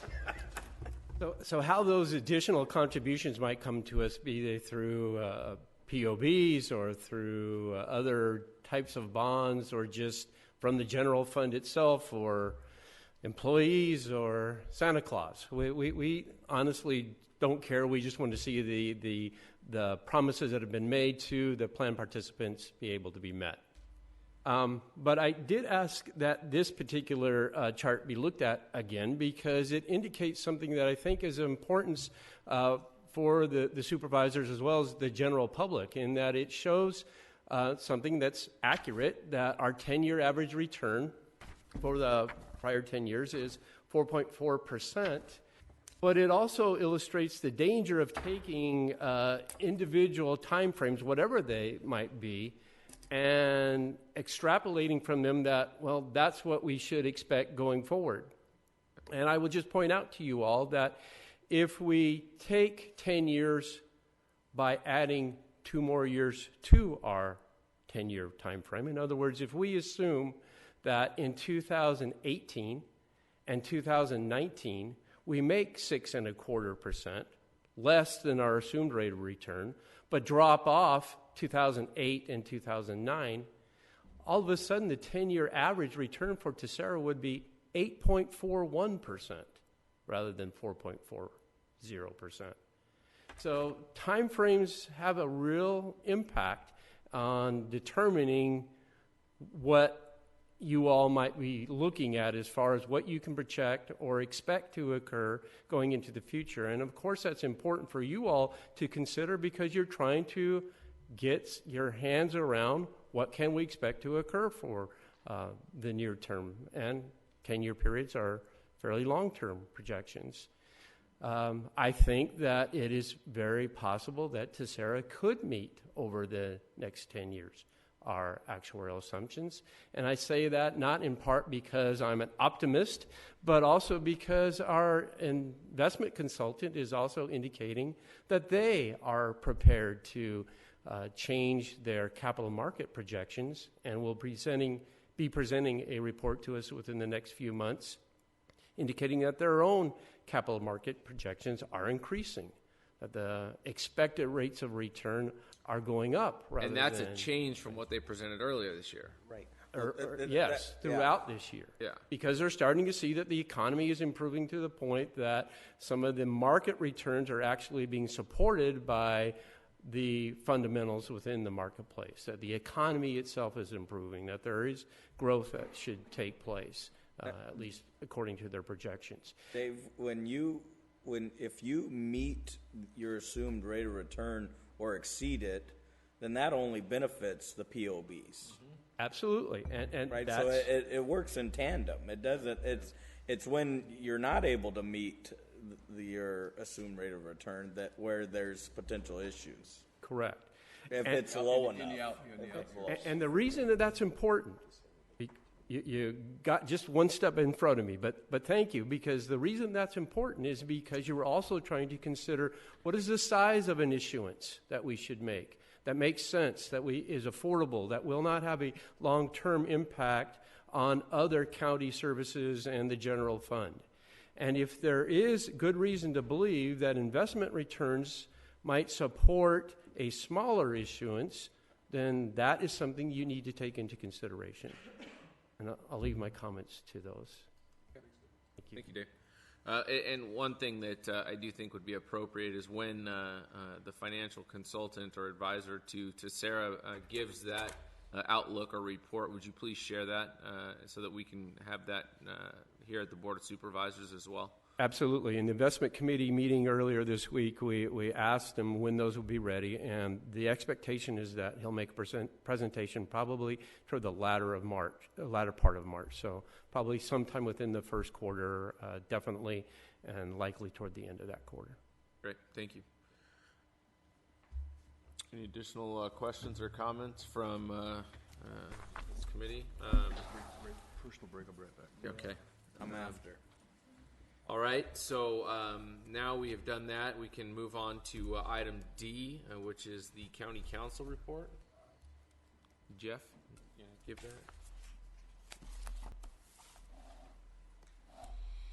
that? Morning, Jeff Kewen, Deputy County Counsel. You've covered the first portion of our report. Do you have the, Kat, do you want to put that up?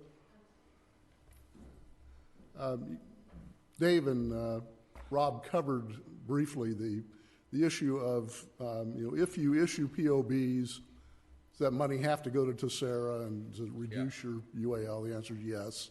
If you issue POBs, that's a technical kind of a bond, and it would have to be used for that purpose. There are they talked about other financing vehicles that could be used for other purposes. I don't know if anybody can see that. But you wrote it, so you know what's in it. Hopefully, yes. Anyway, so I think we've gone over that already. So again, there are some options available to you depending on what you're trying to achieve, and we can match those with different financing vehicles. But so that I think we've covered that adequately, and you've got a lot of things on your agenda this morning, so I don't want to take a lot of time. The other questions we were asked to address were a couple of things. One is, what does it take to establish a defined contribution plan as opposed to the defined benefit plan that we have now? And we've given you a brief answer on that, and the answer is you can do that. The parameters of that depend on what kind of what you want to achieve, and they would be subject to some negotiations, even though presumably it would apply to future employees and not present employees. There would still be some potential bargaining obligations you'd have to meet to go over that. The last thing we were asked to address is is there a possibility of establishing yet another tier under Tessera, a tier 5? And the answer is yes. There are some limitations on that, under the Pension Reform Act that we would have to meet, and some IRS rules. Again, it depends on the parameters of what you want that to look like in terms of the formulas and vesting and so on. Again, there would be some collective bargaining obligations for that as well. So those are our brief answers. If you have questions about any of those things, I'll try to answer them. Great. Any specific questions about that? I know that the whole Tier 5 concept is something that I think would be very worth exploring. I do have one question. First, Council, thank you very much for providing this information. I just have one broad question. Under either scenario, in order to, if it was the wisdom of the Board of Supervisors to do so, is there any need to have state law amended or federal law amended to do this, or will existing law enable the board to take whatever action? The answer is it depends on not as to a defined contribution plan. You have authority to do that already. As to a Tier 5, it will depend on what formula you want to try to achieve. You have some flexibility under the existing 37 Act, but as Dave Kaler can address, there are certain scenarios would require some change in state law. And Mr. Keeler's pacing again. So as Mr. Keeler comes up, I think, if I recall, if I got this information correctly, Casera, Kern County, I believe they are one of those counties that had opted out of Social Security, and they wanted to go to defined benefit plan, and I think there was a requirement they had to at least meet a Social Security type of a commitment, and then above and beyond that, they could do a defined benefit plan, and I think that's kind of what they have adopted. Defined contribution plan, and I believe that's really what they have adopted, or something of that nature. There are several, there are at least a couple of other 37 Act counties that have tacked on a defined contribution plan. Orange County is one that has, in addition to their version of Tier 4, of our Tier 4, they have tacked on a voluntary defined contribution plan to help their employees, and they do some matching contributions and so on. So all of those things are possible, depending, again, what you want to achieve and subject to some negotiations. Okay. Well, and I received information from Shasta County that they have some type of defined contribution plan that they implemented not too long ago. But Dave, maybe you can talk about it. I believe at a previous meeting we talked about how Tier 5 really, another tier probably wouldn't be overly beneficial, as employee contributions are almost at their max, if I recall correctly. Employee contributions have gone up, and actually will be going up with the new assumptions that have been adopted as of July 1st. So yes, they are increasing.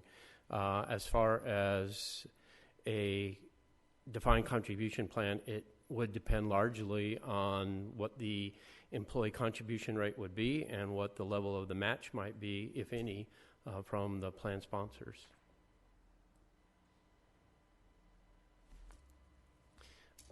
Also, if I could, would just like to go back to the county council report as it relates to the pension obligation bond issue.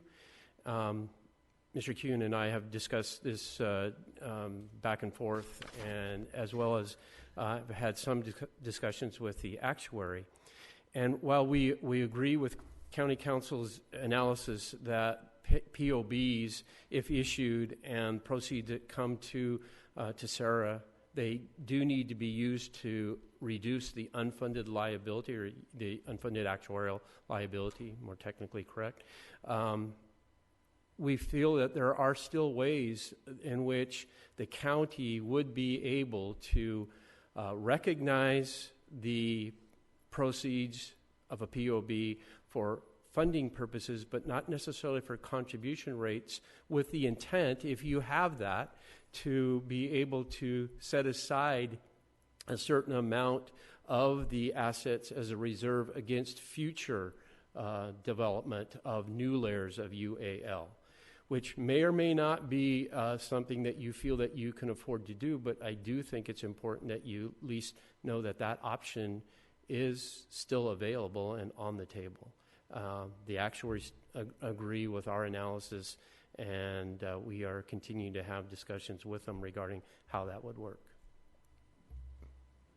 That's not a view, I don't think, that's agreed to by our bond counsel necessarily. Well, and I'm just going to say that personally, I'm not interested in it. I mean, I'm much more interested in we have other options. That's not one of the ones we're considering, and I'm not interested in going there personally. Well, let me ask this question, though. Assuming the Board of Supervisors did direct that bonds be issued and the proceeds transferred, would the intent of the board be carried out, or could there be a switch at the retirement level, in which case the board didn't realize its goal? Well, I think we need to clarify that with the retirement board, folks, if that's the direction the board wants to go in. But again, from my discussions with bond counsel, because again, POBs are a technical kind of a bond, and they have to be used to refinance our existing debt. The way we do that is to pay it down.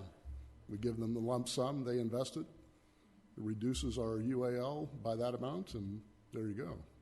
Yeah.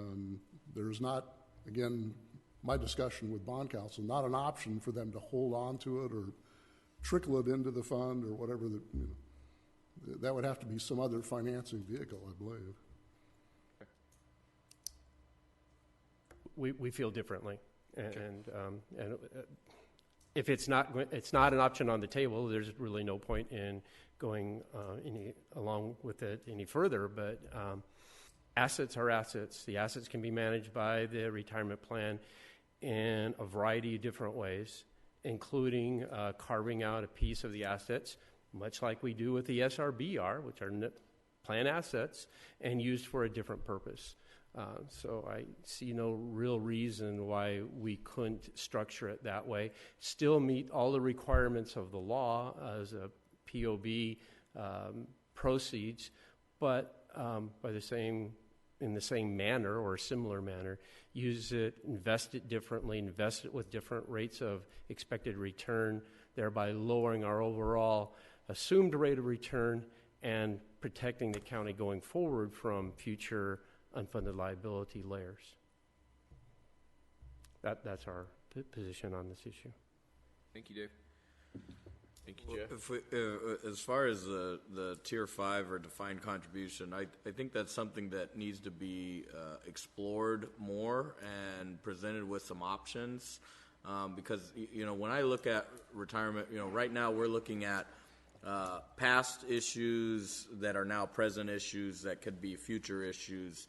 And while defined contribution and or Tier 5 would not necessarily help us today, I think from a long-term standpoint, there's definite benefits. And so that's where, as a board, if we're looking forward, and I think that's what this whole committee is about looking forward as far as what we're going to do from a long-term standpoint, then that's something that we need to take serious consideration, whether that means that it's something that is going to be a radical change, is one thing. But I think options as far as looking forward, even if that means if it's just at a minimum beefing up our deferred comp program and having a stronger emphasis on that.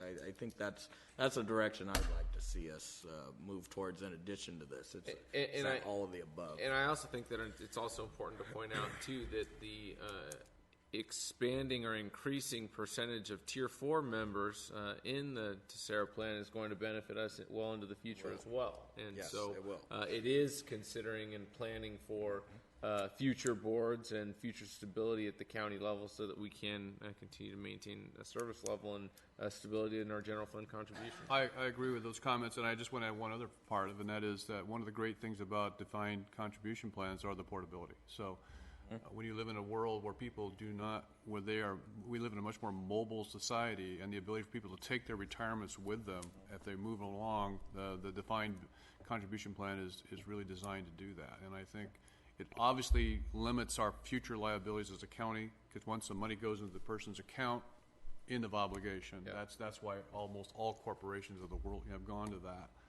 And it makes sense for us to look at that from that perspective. But I think there's also an employee benefit side of it, and that's the portability of it. Portability, yeah.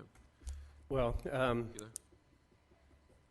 2 or 3 things there that I would just point out. I'll take the last one first, and that is, yes, there's no question that defined contribution plans are more portable, generally speaking, than our DB or defined benefit plans. But California has largely solved that problem, at least in the public sector, by establishing reciprocal rights between various public sector employers and agencies. So an individual, and I will name that individual myself, who came from Orange County to Tulare County, still maintain a lot of the retirement benefits and rights that I had with my service in Orange County that I now add to my service here at Tulare County.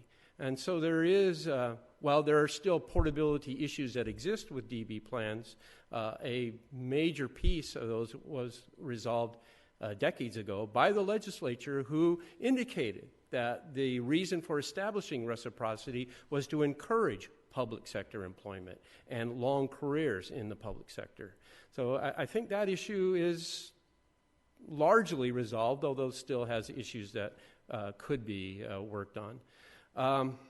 Concerning a Tier 5, if Tulare was going to look at one, if it's going to have a DB component, then I believe it's going to have to be passed by the legislature, or at least presented to the legislature, because the language could be interpreted differently, but it seems to be read fairly clear that if it has a defined benefit formula included within the structure of the plan, the legislature has to approve it. Okay. Thank you. So that takes that off the table. All right. Now we will take up item E, and that's PAR's comments.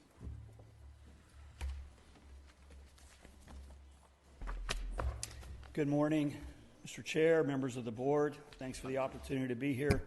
Mitch Barker with PARS. Been here before you before, and it's always great to come back. I've also got Mike Graves with me, our senior county consultant, former supervisor of San Benito County. Michael asked me to give you a summary, but he said no slides. So I will stick to the point, and unfortunately, I'm going to have to listen. 1 year ago, almost to the day, something very significant happened in our business.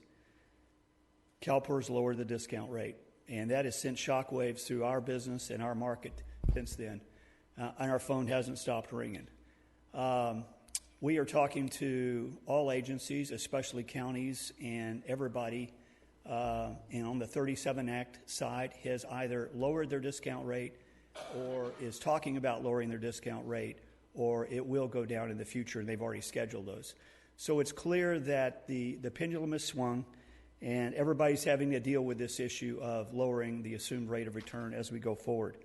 And as you've heard, without question many times today, that obviously raises your unfunded liability and it raises your annual contribution rates. So in our professional opinion, as consultants in this business, having a fiscal tool to deal with this is incredibly important. And I think our 115 trust, approved by the IRS, and more specifically our pension rate stabilization program, is that tool. And by the way, no other county has gone to the level of detail that you have to try and figure out what the best options are. I've been impressed, and I've been glad to attend these meetings and hear the detail. I think they need to see what y'all have done, and they may be surprised as to the kind of options that you're coming up with. 117 agencies have adopted our trust specifically for the pension rate stabilization program. That includes 51 cities and 9 counties, one of which is Kings next door. Just a reminder, no cost to set up this program, no fees charged until assets are put in the trust. Fees average around 0.55%, also known as 55 basis points. We have 5 investment strategies ranging from conservative at the bottom, which is about 15% in stocks. Next up is moderately conservative, about 30% in stocks.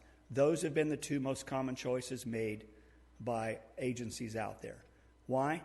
They don't want as much risk as what a normal retirement system strategy is, roughly around 75% stocks. And 2, there may be shorter-term use for the money.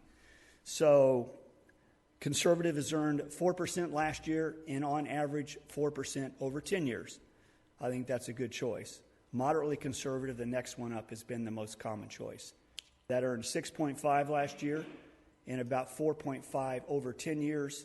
Why lower? It takes into account 2008, the meltdown year. Once that drops off next year, the numbers are obviously going to go up. So the key is the county controls the risk. Our portfolio manager will certainly give you the options, but ultimately you make the decision as to what the best risk tolerance level is for the county.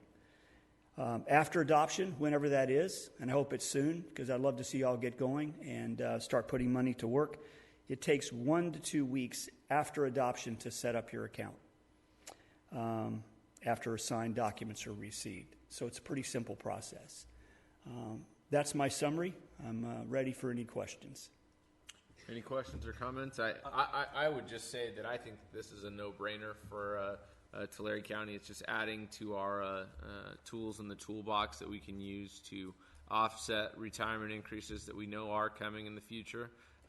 Gives us a chance to get a better return on the money rather than just having it be in our treasury pool, which does get a great rate of return anyway, so nothing against our treasurer out there, Cass. I think it's a no-brainer option for us and will really help us into the future to offset some of these increases.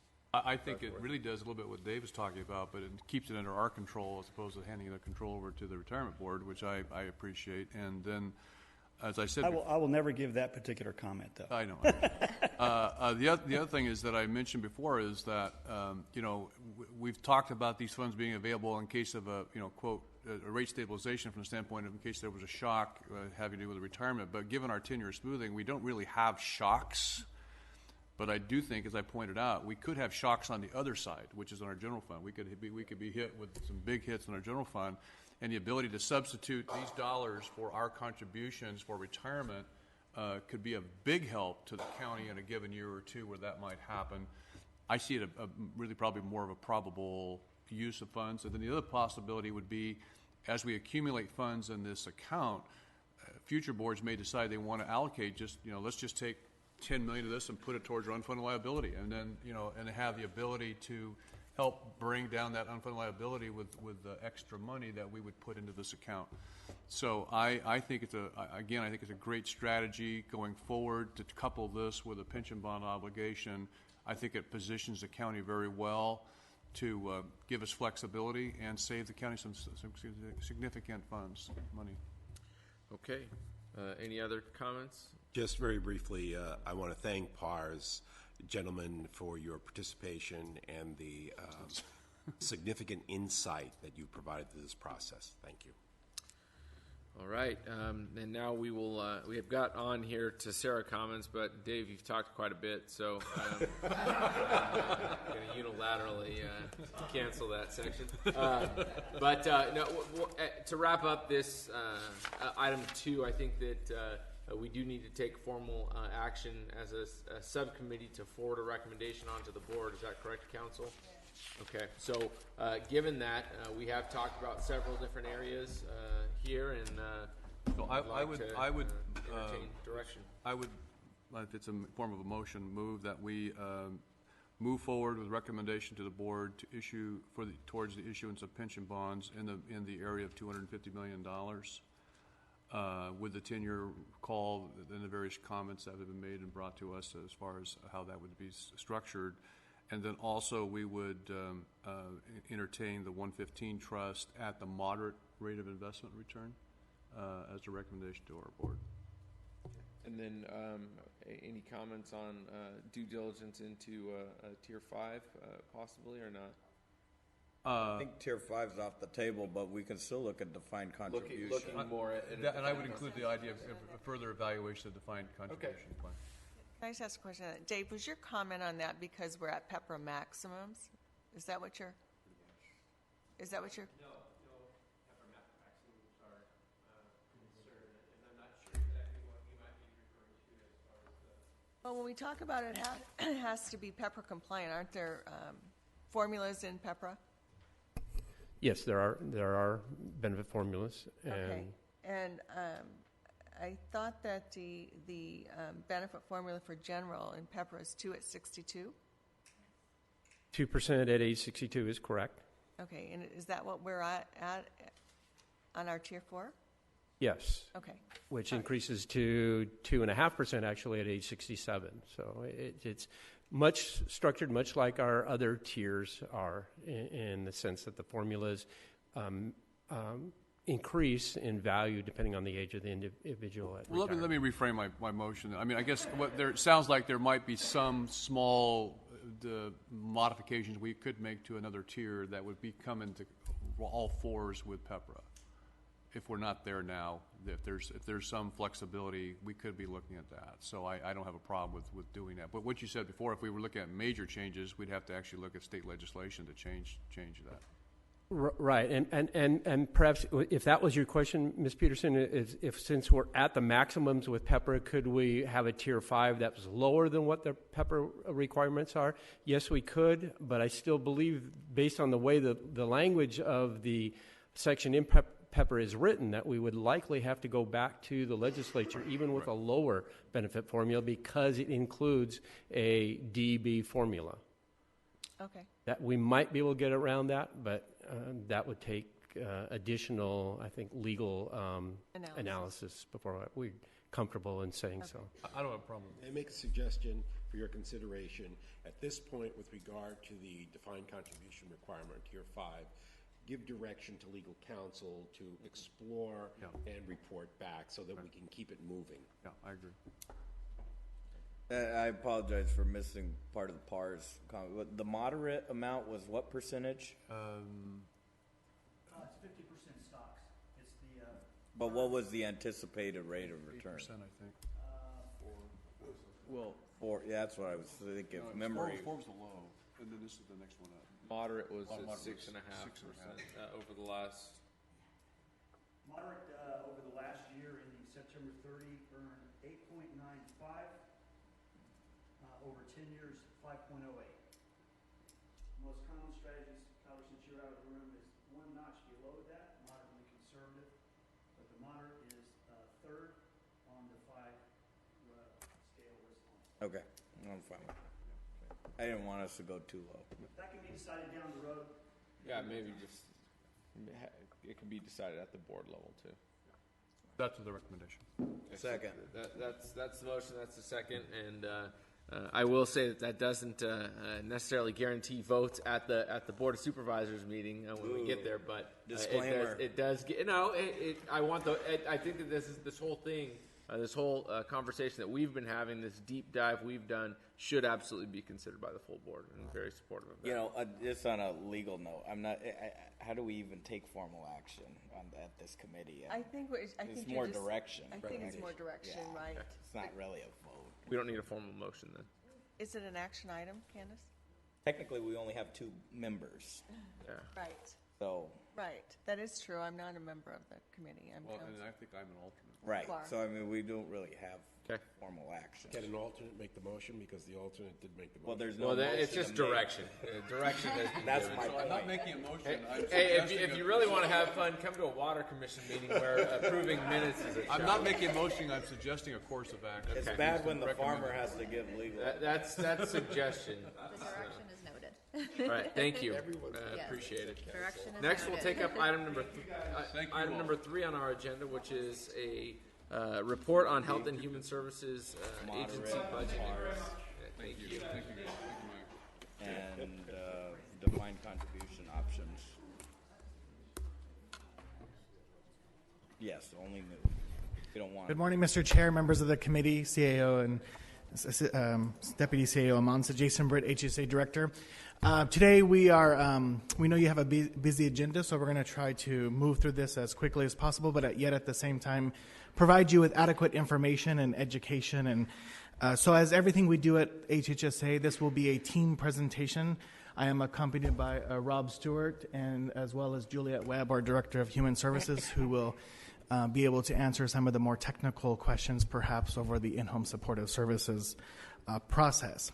So we just want to briefly start out with giving you a high-level background on the agency, our current budget, talk about some of our realignment funding streams, which is becoming more and more what we are relying on in terms of funding from the state, and those have their own sort of they're sort of economically driven by the state of the economy, and then some key budget impacts that we see coming in the next couple of years that this committee, as long as a full board, will have to consider. So Health and Human Services Agency was formed around 1995, so we're approaching about 23 years or so, and it was formed to combine 3 county departments. So prior to 1995, you had a Department of Social Services, you had a mental health department, and you had a health department. And the resolution forming the agency combined those 3 entities into one. And partially that was done as we look back into the historical archives of the agency to improve efficiencies, collaboration, and service integration. And I think that on a number of these areas, they have been achieved and continue to be areas we strive for. We know we have really gained a lot of efficiencies as being a super agency, as well as the collaboration and service integration. We are probably your most heavily mandated agency in the county. Everything we do has a rule, pretty much. And we try our best to stick to those rules. It does make service integration sometimes a little difficult, but we try to be as creative as we can. At current, we have about 2,061 employees, positions allocated to the agency. And I just looked yesterday, and I think for the first time in a couple of years, our vacancy rate is in the single digits. So we're under 10%. So that's pretty good. And I think our turnover rate has declined quite a bit in the last year or so. And typically for us, I bring that up because typically for us, when the economy is good, we struggle getting people and retaining people. So, so this is a positive thing for the agency. And again, we are comprised of 4 branches: mental health, public health, fiscal operations, which is where we get our fiscal backbone efficiencies, and human services that carry out more than 80, and I'll say kind of umbrella programs because there are a lot of sub-programs, but we have hundreds and hundreds of programs that we really administer in the agency. So that kind of gives you a background of where we're at with the agency. And so we wanted to just share a few slides, sort of looking back over the last 15 years or so, kind of how the agency's budget has grown. And so this is just a visual representation of sort of an upward trajectory. In 2001, we were around $275 million, and today we're at $462 million. So continue to grow there. And the same, we wanted to provide the same picture to the committee about our net county costs. So we kind of use terms a little different in the agency. So we talk about realignment and we talk about net county sort of as separate things, where I think the county kind of talks about all of it as general fund. So I'll try to do my best to keep those two kind of concepts straight. So this is purely general fund dollars given to the agency to meet its mandates. Almost all of our programs in the agency have some sort of legal mandated cost sharing by the county. And that varies by program, that varies by funding stream, that varies by legislation, which would bring us to the IHSS issue later today. So if you look at over the last 15 years, even though our budget has grown by almost $200 million, our relative net county cost has stayed fairly stable. Great success story, by the way. I'm sorry? Great success story. Yeah, so again, this is part of, we wanted to show this because I think it does speak to the savings that the agency provides to the county, and how we're able to really take a dollar and turn it into lots of dollars. Our current budget is at, again, is around $463 million in expenses, or projected to be in expenses. That fluctuates. Our general fund, our actual adopted budget general fund contribution is 16.6, but we are excluding the $3.8 million that it goes strictly to criminal justice, because that kind of does not support the other HSA programs. And so looking at that, our general fund contribution from the county is really 3.6% of our total budget. This is just a quick slide really showing where that $12.8 million goes. And I'm not going to go through each one of these because it's just too time intensive, but essentially almost every one of these, with the exception of a handful, these are the MOEs, maintenance of efforts, that are required, or minimum matches required by the state. I do want to call out animal services at the bottom, which is $1.5 million. That is all 100% general fund in the agency. And so as you look at that slide, just keep it in mind that there's not a whole lot of room to wiggle there, because those are mandated amounts. And then we'll move on to sort of the last slide I'll talk to before I let Rob take us through the rest of the budget, is sort of one of the things that I think has been a hallmark of the agency for the county has been our ability to help the county in other ways. So in other ways we help the general fund is we buy services with subvented dollars from other departments. So for example, we have a protective services unit with county council that is directly funded by $900,000 or so a year. That is in county council, but it does not impact your general fund dollar. It comes from our grant dollars. Same thing with DA. We fund the DA $1.5 million a year to do DA, to do welfare fraud services, and we kind of see that as a win-win. We have some legal authority behind it because by code the department can do the investigations, but we choose and have chosen for many years to contract with the DA because we get sort of some legal authority behind it. There's some efficiencies because they can file charges, they can prosecute. We don't have to share cases. We don't have to mess up the evidence and all that kind of good stuff. And at the same time, they're able to get some. Gain some efficiencies in their department through having funding from us. Aside from fire and sheriff, those are actually kind of pass-through grants, so I'll kind of skip over those because of the Homeland Security stuff. But a big one is IT. We fund IT almost 42% of their annual budget, $10 million. So again, it's a way to help the department, IT department, serve everyone. The library and also Superior Court. They're not a county department, but we thought this was important to highlight in our discussion today is that we also fund $240,000 to the Superior Court, and that money pays for 3 court clerks for the mental health court and the drug court that are collaborative courts that have existed in Tulare County for a number of years and help us carry out programs to alternative sentencing instead of putting folks who are severely mentally ill in jail if we can help it. So that all adds up to about $15.7 million. There's a whole lot of other things that we do that I think just goes to show the efficiencies and how we're able to match dollars. And I think what's important as I talk about educating people around the agency's budget is in HHSA, dollar for dollar in the general fund doesn't equate the same as it does to us because it's really dollar for hundreds of thousands of dollars.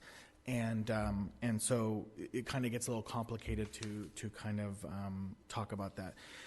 Otherwise, that's kind of the opening. I wanted to set the context and talk a little bit about history. So if there's no questions about that, I'll let Rob Stewart go ahead and walk through the rest of this presentation, then gonna get to the meat of our presentation, which is really talking about the future in-home supportive services mandate that may be a financial issue to the county down the road.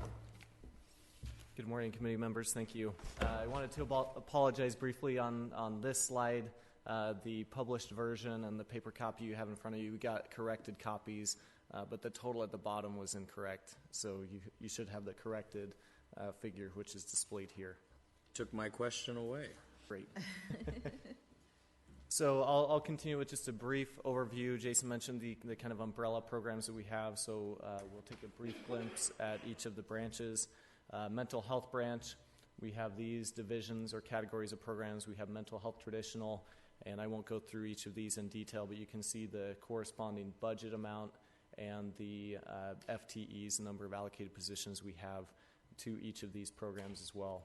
And then we have the Mental Health Services Act, which is the Prop 63 funding that we receive to do mental health activities throughout the county, and then the Alcohol and Other Drug Program. Those constitute our mental health branch.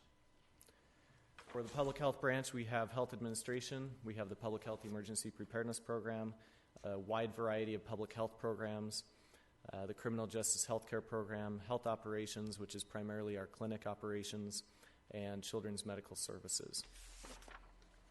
For fiscal operations, we have our agency administration and fiscal operations. We have animal services, Jason touched on, primarily a net county cost program, and then our Office of Emergency Services program. And for human services, we have Human Services Administration, Children's Services, Eligibility and Welfare to Work, assistance, which is largely pass-through dollars, general assistance dollars that go out to eligible clients, and then our aging services programs.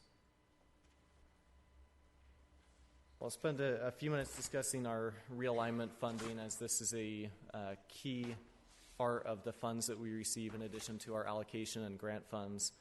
And give a little history and context for that. It plays into our discussion later in the presentation with regard to IHSS and the impact that we are seeing there. So realignment, just by way of historical background, realignment is a practice used by the state of California a couple of times now to reassign responsibility and obligations for certain programs from the state to the counties. So essentially they say, we've run these programs, we're now going to give them to you, to the counties, to run at a local level, and we therefore have the funding obligation to carry out the functions of those programs. The unfortunate thing is they're often reassigned without adequate revenues, and we are expected to kind of do more with less and do better with inadequate revenue sources. So in the HHSA arena, this has happened a couple of times. First in 1991, so we call that 1991 realignment, and then secondly in 2011, not to be confused with the public safety realignment at the same time. Question real quick, Mr. Yes, sure. How does this relate to filing for mandate claims with the Commission on State Mandates for their where there are underfunded mandates by the state? How does that correlate to this? So they don't allow the SB 90 claims, I think they are, for the realigned programs.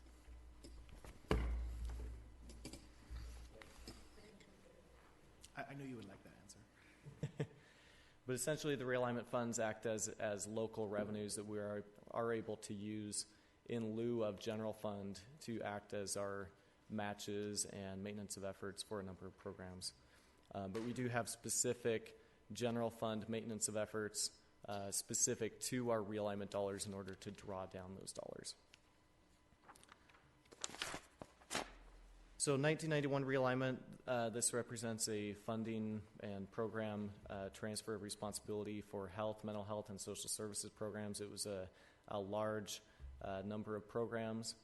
And just by way of history, again, prior to 1991, the state used general fund dollars to fund these programs. And so every year the discussion would come up as to how to allocate the limited general fund dollars. This was a way that the state used to reassign responsibility for them to the counties and attempt to provide a somewhat stable and flexible revenue source to the counties. And they did that in the form of sales tax and vehicle license fees that we receive an allocation for. They are subject to economic conditions. So as the economy goes, so our realignment revenue goes. In good times, we get growth funding, and it continues building from year to year. In downtimes, we may not fully realize the realignment allocation that we are due, and it may take the state multiple years in order to repay us that amount. But for the last number of years, with the economy doing well, our realignment has maintained a stable pace and continued to grow somewhat. So, and I have a graph I'll show in a couple minutes. For our unused 1991 realignments, so we receive these allocations every year, and any amount that is in excess of our needs for that year, we've been depositing into a trust fund to build a reserve account, kind of a rainy day fund that we can use for future economic recessions to help smooth periods of economic decline and slower growth or cash flow delays. There are certain requirements around our ability to transfer from one account to another. There are separate accounts for health, mental health, and social services. And by statute, we do have the ability with board approval to, within a given year, transfer up to 10% of the allocation for a single account into another account as needed. That's another benefit of being an integrated health and human services agency, is we're able to do that with greater ease than as separate agencies. This gives a little more detail on some of the programs that were realigned back in 1991 and the proportion of sales tax and vehicle license fees revenues. I won't go through this in detail. Then we had 2011 realignment, so this was the second phase of funding shifts on the part of the state to the counties with allocated funds for, again, the 3 accounts and sub-accounts within those. There is the ability to transfer up to 5% within sub-accounts, but they cannot cross into separate accounts. So, for example, you could transfer 5% within social services sub-accounts, but not from social services into health or into mental health. So there's some flexibility, but it's limited to the branch of programs that it relates to. 2011 realignment is the first dollar spent within programs, and so we always spend our 2011 dollars first, and then 91 realignment next, and then any unused 91 realignment, as I mentioned, we've been putting into trusts to build a reserve. So with 2011 realignment, we are immediately susceptible to decreased funding during periods of economic downturn, and we would use our reserve funds that we built up from 91 realignment to help smooth that. This shows our trust balances over the last 10 years or so. You can see that prior to the last recession, we had no balance at all, and that greatly limited our ability to respond. What that means in a time of recession is when cuts have to be made, we have to make them, and we have to make them fairly deeply. We don't have any kind of cushion. And so learning from that over the last 7 years or so, we've steadily built these reserves, and you can see the orange is our social services account, gray is health, and the teal color is mental health. So we've been building these reserves to meet 8% of our operating budgets, so that for when the next downturn comes, or with other issues such as IHSS, we have some ability to draw from our trusts and help mitigate what would otherwise be a much larger impact. We've previously talked about utilizing trust funds to smooth out inmate health care, correct? And so Correct. where would that be, which of these colors would that be coming from? So that'll be coming from the top two, the mental health and primarily the health realignment account. And Rob, these amounts that are within their specific category are constrained to that category even when they're in the reserve account. Correct. If I may point out, that's about $25, $26 million if we're looking at the top tiers. We got a $12 million mental health bill. That's one-time funding. That's not ongoing. Correct. It would take time to regenerate that reserve level, correct? Absolutely. So that would just be a one-time contribution if we use that funding. And that's what we had discussed at a previous committee meeting with regard to the criminal justice healthcare contract costs going up, and developing a plan that was proposed to this committee that would gradually draw each year and provide a smoothing period for the county without depleting our balance in that trust. So I'll discuss some of our key budget impacts that are coming up. First, the most certain and immediate impact to us is the in-home supportive services. I'll go into some detail on, and then very briefly touch on potential impacts with regard to the Affordable Care Act, our realignment funding, and criminal justice health care discussed previously. In-home supportive services is a federal entitlement program. It provides in-home personal care to low-income adults. You can see the eligibility criteria there. But the idea is that it keeps people out of more costly institutionalized care by allowing them to remain in home and receive care in that setting. Our current caseload is approximately 3,159 unique users, and we have a total of 334,000 authorized hours per month. The hours are authorized by the state, and then on a per user and provider basis, they're able to provide up to the number of hours that are authorized for each client. A majority of the services are provided by family members, so you see the number of providers there is almost a 1-to-1 ratio with the number of clients we have in the program, because they tend to be family members, often living in the same household, who are providing that care. Before you leave that, I know this was a huge issue before CSAC, and I think we'll get more details about this, but this is an entitlement program, so if people meet the criteria, then they are entitled to receive these benefits. Any guesstimates of how many people are entitled but have not actually sought these benefits in the county? I'm assuming that there's a disparity. I mean, you've got people who are receiving it, but there's probably other people who would qualify if they knew about it or they asked for it. I mean, so it's kind of that liability that sits out there. Do we have any idea of what might be out there that could come back and be a major financial hit to the county? I don't know that figure. I'm looking to Juliet. I don't know that we have any kind of estimates for that. No, but you make a very good point in that this is for low income as well as disabled. So we know our figures in the county are much higher.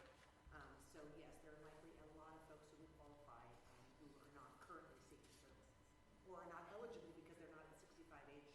Yeah, so they're 64 and a half like myself, and when they hit 65 and they're low income, they're You're that old? I will be in 3 days. But my point really is that there's a liability out there that we really don't know what that liability is. Okay. Correct. And I'll talk a little bit about the history, the financing history of how that's changed over time as well. But it is absolutely kind of an unknown liability due to the entitlement nature of it. And the last point here is we've seen a 54% increase in the number of cases per month since 2012. We'll call it the baby boomer effect. As people reach the eligibility age and meet the income and other eligibility requirements, we've seen this significantly grow over the last 5 years. This shows our monthly average caseload from 2012-13 to the current year, where we are about 2,800 clients on average per month. There's some fluctuation from month to month, and it's a little different figure than the number of unique clients within the program. So a little on the financing history now. The pre-maintenance of effort period. As a federal entitlement, IHSS receives 50% federal funding, and prior to 2012-13, the remaining 50% was a 35% state and a 15% county sharing ratio. So prior to 12-13, the county, whatever the total cost of the program locally was for a given year, our obligation was 15%.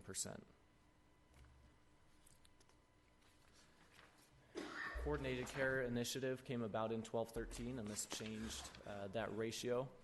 What they did is instead of that cost-sharing formula of 50% federal, 35% state, and 15% county, they replaced it with a maintenance of effort provision and tried to cap its growth. So they gave it a 3.5% annual inflator, and that gave counties a predictable number based on the 3.7 million figure here. That was our baseline maintenance of effort for the fiscal year 2013 period. And then we knew each year it would increase 3.5% relative to the prior year. So it was a very, relatively to what we'll be looking at, relatively slow rate of growth and really limited our local obligation to the program. It was implemented with what we call a poison pill, though, that if determined at some point that it was not being a cost-effective program from the state's perspective for their funds, that the program would be rolled back and we'd go back to the pre-maintenance of effort cost sharing, again 15% for counties. And this was triggered,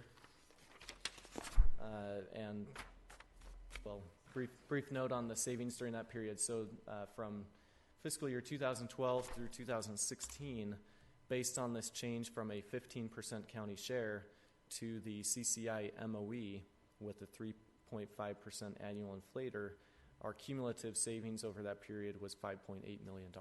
So it was a beneficial program from a financial standpoint to the county.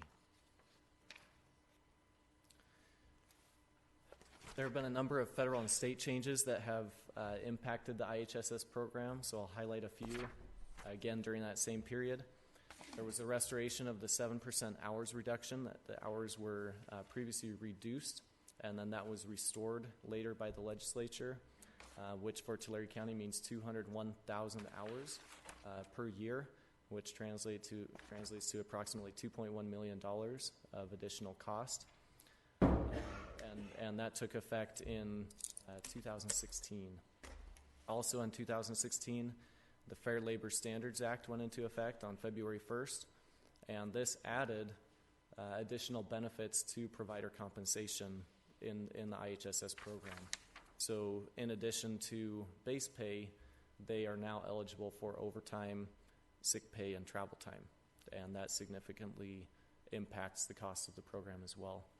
And then lastly, we had SB 3, which is the state minimum wage, which, as you know, January 1st goes up to $11 per hour for employers of our size and increases by $1 per year for the next few years until it reaches $15 per hour. If I can interject something real quickly here. I remember when this poison pill was brought to the CSAC Board of Directors meeting by the Department of Finance, and there was an audible shock in the room at the time when it happened. And essentially the state woke up to what they had done with these various bills that were going to increase the cost significantly, and then they said all of a sudden, oh, we can't do that anymore, so they returned it back to the counties. And, like when we get to the minimum wage thing, that, most of these jobs are close to minimum wage jobs, but minimum wage is going to $15 an hour over the next 3 or 4 years. And the state who raised the minimum wage decided, oh, we can't afford that, so we're going to shift it back to the counties. I mean, this was a classic case of the state of California doing to the counties what we always fear they're going to do. So I just bring that little insight into this. And just as a side note, it's not included in our analysis, which is focused on the MOE cost shift for what was determined ultimately between the state and counties. But this minimum wage increase, for every dollar per hour increase, we have about 4.2 million service hours per year. And so that's the dollar figure, about $4.2 million of additional cost that would be part of the program for every year as the minimum wage continues going up. This is a graph showing the annual provider wages. You can see the significant jump there from 15-16 to 16-17 due to the FLSA changes. Represents a 34% increase year to year, and then an additional 19% increase from 16-17 to 17-18. This is a look just at the overtime pay. Figures on the bars are the dollar amount, and then the number of hours represented by it at the top of the bar. Good question. Do we have the ability to control overtime? I mean, that's something by hiring more people and paying and not paying overtime. Are we looking at that actively as a way of saving dollars back to the county? We have very limited ability to do that because for the clients in this program, they have the ability to choose their care provider, and then the hours for that care provider are authorized by the state. So if they select a certain individual as their care provider, the state could suggest a second care provider to help offset any overtime costs, but ultimately it's the client's decision. They could choose if they want that person, and the state authorizes the hours. It could include overtime, and it would come exclusively from that provider selected by the Could client. a worse creature ever be created than this? Oh, sure, Juliet. 4757. Time, thank you, State, is that they allowed 66 hours is the maximum per week for a provider. So you can't have unlimited overtime pay. But Rob's point is very true in that the only way we've looked into this, the only way we could technically try to mitigate this would be to have some kind of control or power over which providers recipients could select, because we could state, nope, we're going to split that between. We do not have that authority, because it's one of the things we have explored in order to control the overtime. Thanks.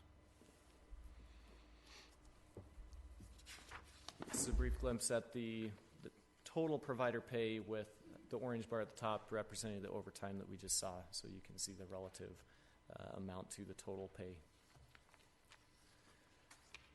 So going forward, beginning in 2017-18, this is the first fiscal year currently in which, after the poison pill provision was triggered, that the unwind of the maintenance of effort began. So the state worked with CSAC, the California State Association of Counties, CAOs and other representatives from these counties to try to come to some type of agreement on how counties and state would share this responsibility in some way. This resulted in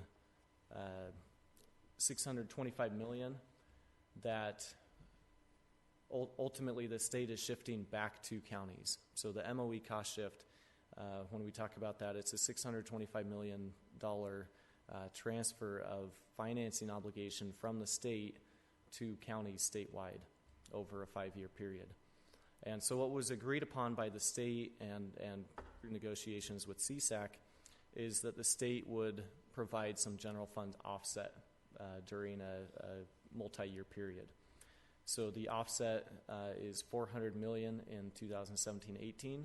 So essentially what counties collectively throughout California feel as a result of this cost shift for this first year, 17-18, is $225 million, the difference between the $625 million total cost shift and the $400 million kind of deferred or general fund offset that the state is taking on.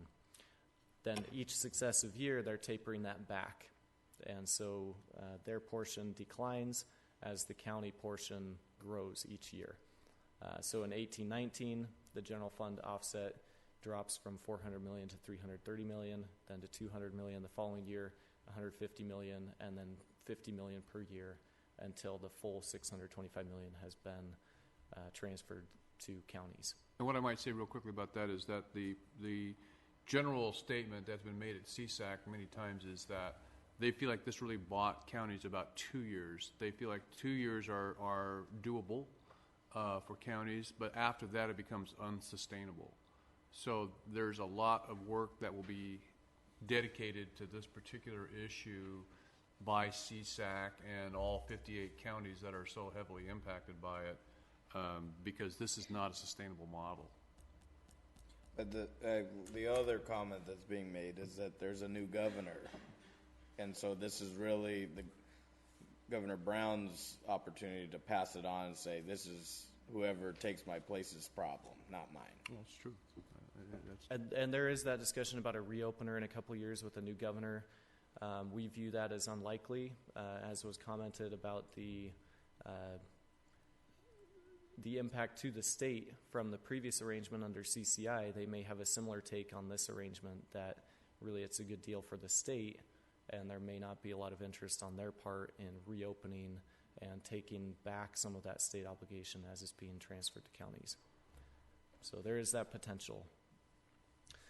This also imposes it's a fluctuating, they have a full schedule of what the annual inflator would be, fluctuates between about 3.5% and 7%, which is higher than the 3.5% that it was under the CCI.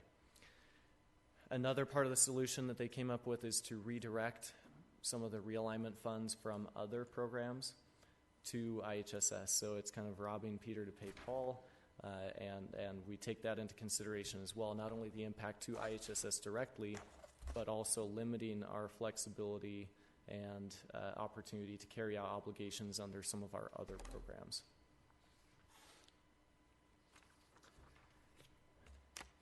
Touched on most of these greater across the counties, increased inflator. IHSS has first call on 91 realignment, and this will ultimately decrease the revenue to mental health and public health.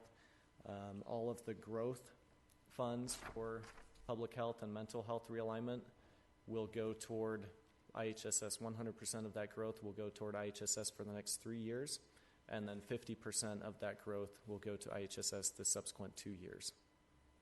So for 5 years, there will be no growth in health or mental health realignment.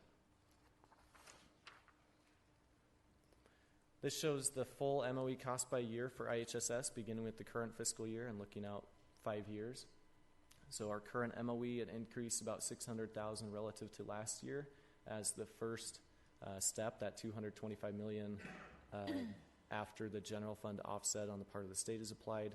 Our portion of that for the current year is about $600,000. So our end MOE for this year is the $5.2 million figure. Is that based upon our current enrollment? I mean, does it account for the fact we expected anticipated growth?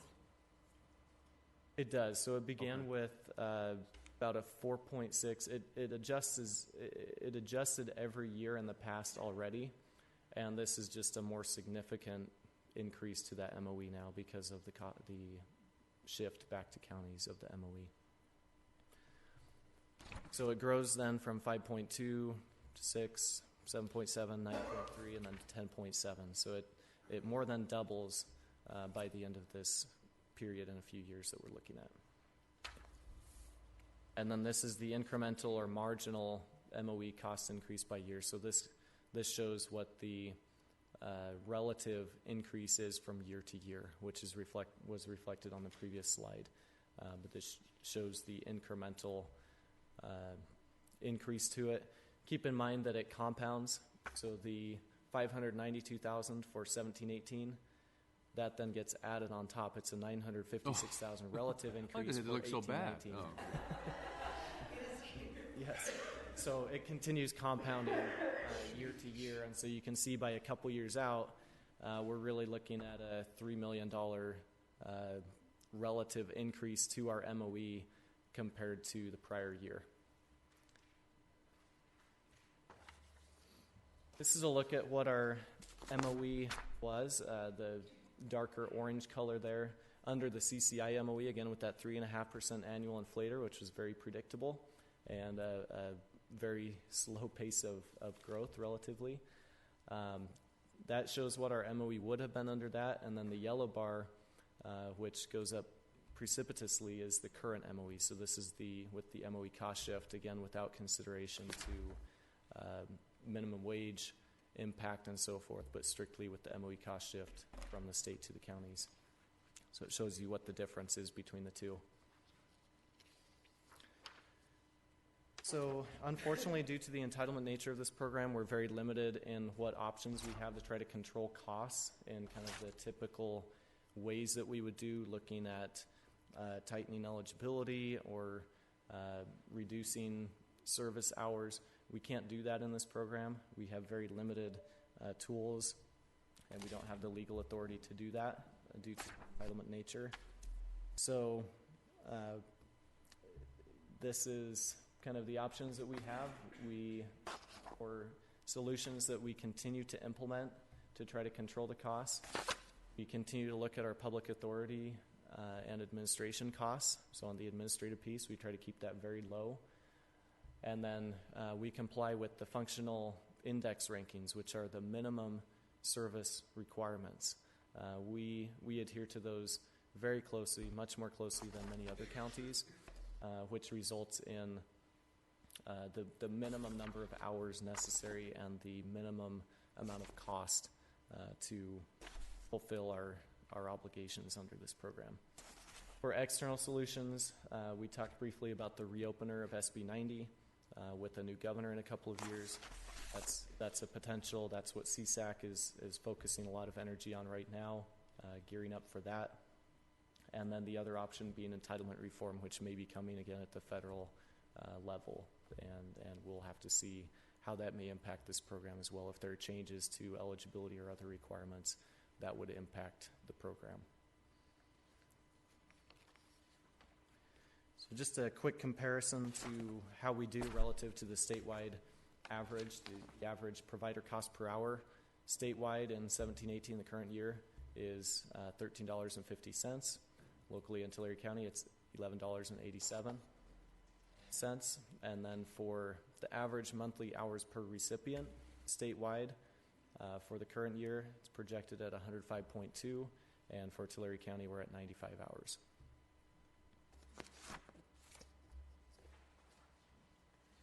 That wraps up our discussion. On IHSS, we'll work with the recommendations and direction of this committee and the board, and work with the CEO's office on potential options of how we can address this issue over the next several years as our costs grow by large amounts. Can POB proceeds be used to offset some of the costs? I was just curious, I'm trying to remember how do we set their salaries? I mean, we used to have negotiations with the authority, and I don't remember having done that now for a number of years. So how are their actual rates set in terms of salaries?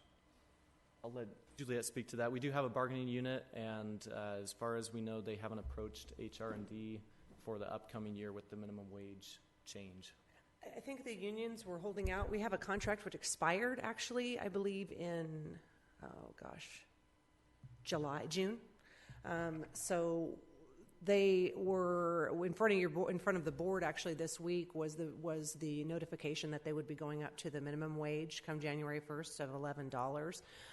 In absence of a contract, we are just following the guidelines of going up by minimum wage to the at this point. I know that we have I know our negotiator has wondered where they've been. I go to IHSS meetings where union folks there. I'm wondering why they're not coming to the table.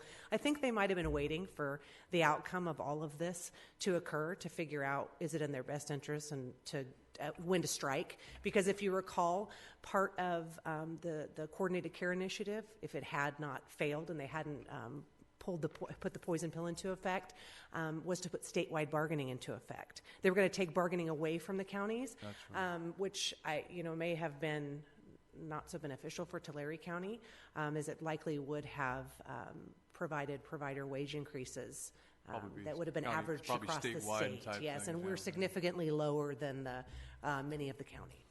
Thanks. I'll just touch briefly on our other three issues. The Affordable Care Act is another one that's always kind of tenuous and could result in additional clients under our Welfare and Institutions Code Section 17,000 obligation to provide for the medical care of indigent residents of Tulare County. The repeal of the individual mandate was included in the Senate tax reform bill that passed yesterday and will go to the House today. So we're keeping an eye on that and trying to determine and gauge how many people may be in that category of potential future eligibility for our programs like Tulare County Medical Services or TCMS, as well as for mental health, their corresponding program, UMDAP, or uninsured clients. So that's a big unknown. We don't have any additional detail or information on that at this time. Realignment funding, again, because they depend so heavily on the state of the economy, there are fluctuations up and down. I mentioned some of the consequences of the IHSS decision, for example, growth, which we, as a practice, do not budget for anyway. The state projects growth along with the base realignment revenues, but we don't budget the growth. Now, as I mentioned, the health and mental health growth will be redirected to help pay for IHSS. But given the ties to the overall state of the economy and the latest state legislative analyst's office report projecting a recession sometime in mid-2019 or thereabouts, that's another concern that may come up around the same time we're grappling with some of these other issues. That would have a significant impact on the realignment revenues that are critical to so many of our programs to provide matching local funds, meet our maintenance of efforts, and fill some of the gaps. And then lastly, criminal justice health care. I won't go into any more detail on this. This was discussed back at the October 8th meeting of this committee. And just to summarize again, which was not reflected in the realignment trust graph that I showed before, but based on that discussion, we're planning on contributing an additional $6 million out of our mental health and health realignment trust to help smooth the increased costs to that program over the next 5 years. Pardon me, Rob, does that still presuppose that there's a $6 million gap, roughly? Because I remember the cost projection was $12 million annually. So does this bullet suggest that you're only contributing $6 million, so we will have a $6 million gap in terms of cost to provide the service? I don't believe so. From the previous presentation, it was the third scenario, I believe, that proposed an infusion of general fund along with some infusion from our realignment trust. And that would make the that $12 over to million make up the entirety. Obligation. Is that correct? Yes, Mr. that's Director? correct. So that was the option we put forward, was to sort of share in the cost in a downward trajectory, with the county increasing its level of general fund each year over the next 5 years as a smoothing period. And we'd be happy to, that was still subject to negotiation with the CAO, any direction from this body or from the board. And so that was just sort of what we had put forward. So just to summarize, we try to budget conservatively. We use minimal general fund. Our net county or general fund contributions account for 3.6% of our total agency budget, and so we have huge leveraging abilities to draw down our federal and state allocations and grants. We have many federal and state program requirements, as you saw with our discussion about IHSS, that limit our ability to regulate or control costs with some of these programs. And we have built up some reserve in our realignment trust to help mitigate some of these issues going forward, as well as mitigate any economic downturns that may come. So we'll continue to work collaboratively to address the impacts which we anticipate. And with that, I do happy to answer any questions. I would like to revisit real quick, Mr. Chair, if we have a moment, to the trust fund slide. I just want to make a few pointed comments there, because I think it's important for this body to have some historical context.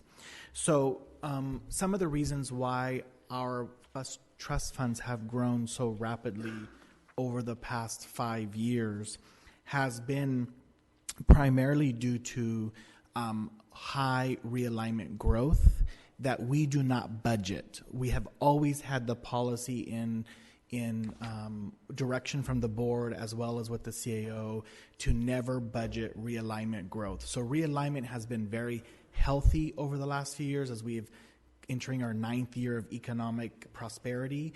And so that has contributed to some of it, because that's not money we anticipate on spending. So we've been able to push that away. Under the IHSS agreement, we suspect, and as the economy may change, and it may go bigger, it may go smaller, that's one variable. The other piece is we saved considerable money on the IHSS MOE. So when we were under the 15% structure, that almost bled out every dime that Human Services had at the closeout of budget, because it was such a huge cost.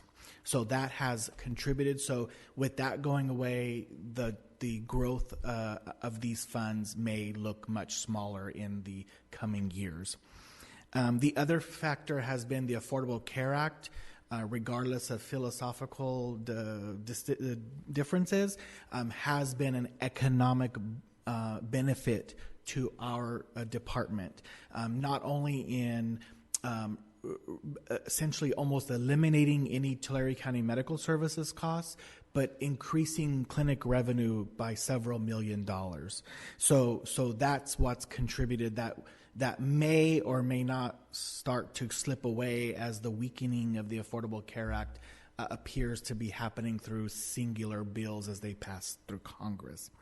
And the last thing is, in 2009, we did not have any trust funds built up when the Great Recession came, or at least it was very little. And we had to really lay off hundreds of people at the time. There was no opportunity for smoothing. There was hardly any opportunity to get through the HR process, which is about a 60 to 90-day process. And so I think there is some value to having some level of trust funds. And I just wanted to make that point before we moved on today, just to say that there has been some good things about having a trust fund, and there has been some bad things. So just for context. Okay. Well, thank you very much. That was a very enlightening presentation, and definitely quite sobering when we look to the future and what IHSS cost sharing is going to do to us and our budget, and that's going to require us to be innovative and think outside the box, which is really the purpose of this committee, is to look toward the future and how we can stave off the drastic increases and decreases that could be coming in the future. Mr. Chairman, I was also going to say that in light of the one thing good about IHS problems is that it's not just Tulare County. It affects the entire state, and in some counties, it's much worse than here in Fresno. Apparently, it's terrible. And so the idea is to work within your own association and with CSAC very closely, because this has been recognized and is recognized by all counties, and so there will be early on a full court press to deal with these outlying years problems, and for our agency to be actively engaged in that process to assist them when they need data and information, and if we need to have people going to Sacramento to testify and for subcommittees, I think we need to be very aggressive and offering our services to try to assist in that regard. I volunteer Supervisor Worthley for the testimony in Sacramento. Okay. What is the pleasure of the committee to continue on with the agenda, or would you like to postpone the consideration of the remaining agenda items to the next meeting? I have to be in Dinuba for a meeting at 2 o'clock. I know that there was a CAO office Christmas party scheduled at noon today. Yeah. I would rather not start something and not get it started. Have to cut it short. I think it might be better to continue that these. Work? Are you, whatever is the pleasure of the committee, but are you suggesting that we'll terminate these proceedings today and then... How quick is the fire presentation? Yeah, the OES. All right, we'll take up that last item, and that'll be our final item before we Sorry, leave. Item number 4. Well, I saw Ross just walk in now, so Ross didn't have to wait for too long. So we will take up item number 4, which is the report on the reorganization of the Office of Emergency Services. Chief. All right. Chief Charlie. Good morning, everyone. I'll try and be brief. I also have an office Christmas party at noon. I'm getting on the good side of things, Thomas Fire is 60% contained, 272,000 acres. I'm sorry, Supervisor Crocker. He said he's complaining about not being invited, but go ahead. We're inclusive. Everybody's invited. Second largest fire in the state of California. Looked outside, it is raining right now. So, absolutely. And I do have another crew coming home. So, I looked through my 2017 calendar. Valentine's Day had a flood. June graduation had the Dineley fire and the flood. July 4th had the Schaefer fire. It's read like a bad resume. So, look forward to the rest of 2018 being a much quieter year. The fire department has developed a plan to consolidate emergency services in order to improve efficiency and combine emergency services by analyzing past practice. We ensure a day-to-day culture of operational readiness that will provide a seamless transition. Significant incidents over the last 18 months, OES has done a great job, but integrating them in the fire service will provide the culture, the incident command systems, the structure that will help us move an already good operation to a different level. With the ongoing issues of potential drought in the future and this tree mortality monster that will be with us for the next 10 years, there's going to have to be a considerable collaboration. And I think putting us all on one roof with Sheriff, Fire, and eventually OES will be a great fit. Mission goals, as we've had, again, mission, vision, and values, and the goal will be to provide quality, efficient, responsive coordination. That our culture consolidating those will help with incident transition as we move into things and enhance their service delivery model as well as our own. The process, there is an Office of Emergency Service in all 58 California counties. A vast variety of how they're operated. The OES agency, they have 25 that they're their own, 21 they're with the sheriff's jurisdiction, 7 with the fire department, and 5 with HHSA or public health. And I think you look at the sheriff's department that have those are a large majority of CAL FIRE contract counties. So it's kind of goes, they're not by de facto or default, but just a part of the process. Local OES agency trends as we look around the area. Kern County falls under the fire department. Kings County also falls under the fire department. Madera County is OES, the CAL FIRE contract that falls under the sheriff, and Fresno County runs theirs through public health. Advantages of consolidation. Many advantages. Supervision and oversight as we look forward, supervised by senior fire management staff. I think that is very helpful, both helping us learn their culture as well as they're learning ours. Geography, again, we talked about the one-stop shopping, how it approaches sheriff and fire and OES. And the co-location of one-stop shopping, as we look at consolidating and relocating in our building, there'll be some minor building alterations, but some of those issues of face-to-face, I know just the management by walking around and having face-to-face contact versus email, text, what have you, it's so much more healthier for organizational development. And the structure, unified command, we're extremely regimented, and we like to have a good time too, so we're paramilitary, we're not military, and I think getting that and having defined responsibilities in addition to their training culture will be very helpful to us. And training very consistent, sending things around, having a face-to-face, our new EOC, the OES's EOC, and then having that new training facility, the training room, I think it lends to just a natural fit. Leadership emphasis will strengthen all of our activities. Their current org chart is an emergency service manager, 2 emergency services specialists, 2 accountants, and 1 administrative aide. The only difference with consolidating that would be the request for a division chief.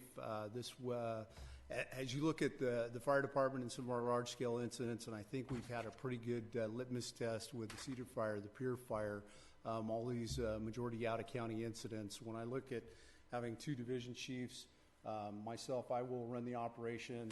Division chiefs will alternate running the incident commander of large-scale incidents, which leaves no depth in the county. And having to run the county day-to-day operationally as well as run into a OES management function, very, very challenging. This isn't just a throw to get another position. This is an integral part of running the OES division. The expenditures, obviously, this is the big sheet that we probably need to spend the most amount of time. Salaries and benefits, $740,000. Unit expenditures are just under $600,000. Internal fund expenditures, $839,000 for a total OES cost of $2.1 million. The revenues, the SHISH gap, the Homeland Security grants are 1.2, and everyone's seeing what's going on with the FEMA grants. We've had some large-scale disasters nationwide. It's not just the West Coast, which has been impacted significantly, but it's the rest of the United States. State grants, $23,000, other grants, $17,000 for a total revenue stream of $1.5 million. The increase would be 286.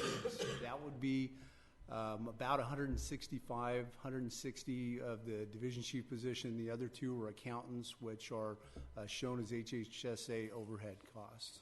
And I've had good conversations and meetings with Mr. Britt and Rob to make sure that we validated and all our numbers were accurate. Next steps, identify necessary funding to cover the expenditures, look at a possible mid-year budget review to evaluate revenue opportunities, meet with the CAO and the fiscal staff to ensure fiscal and operational efficiency. This would be great for OES, this would be good for the fire department, this would be good for a public safety model in the county, and look forward to whatever the next step. Improved operational efficiencies, increases efficiency of the operations and public services. It makes us a better emergency service delivery model. Thank you, CAO, as well as the committee, the HHSA staff, as well as fire department staff. I would entertain any questions, and man, that was right at 7 minutes. Questions and comments. I know that I have a few. I think it's very appropriate that this presentation came right after HHSA's presentation, and HHSA highlighted how they're able to help the county general fund by offsetting costs with subvented dollars. And I look at this, and there's a definite increase in cost.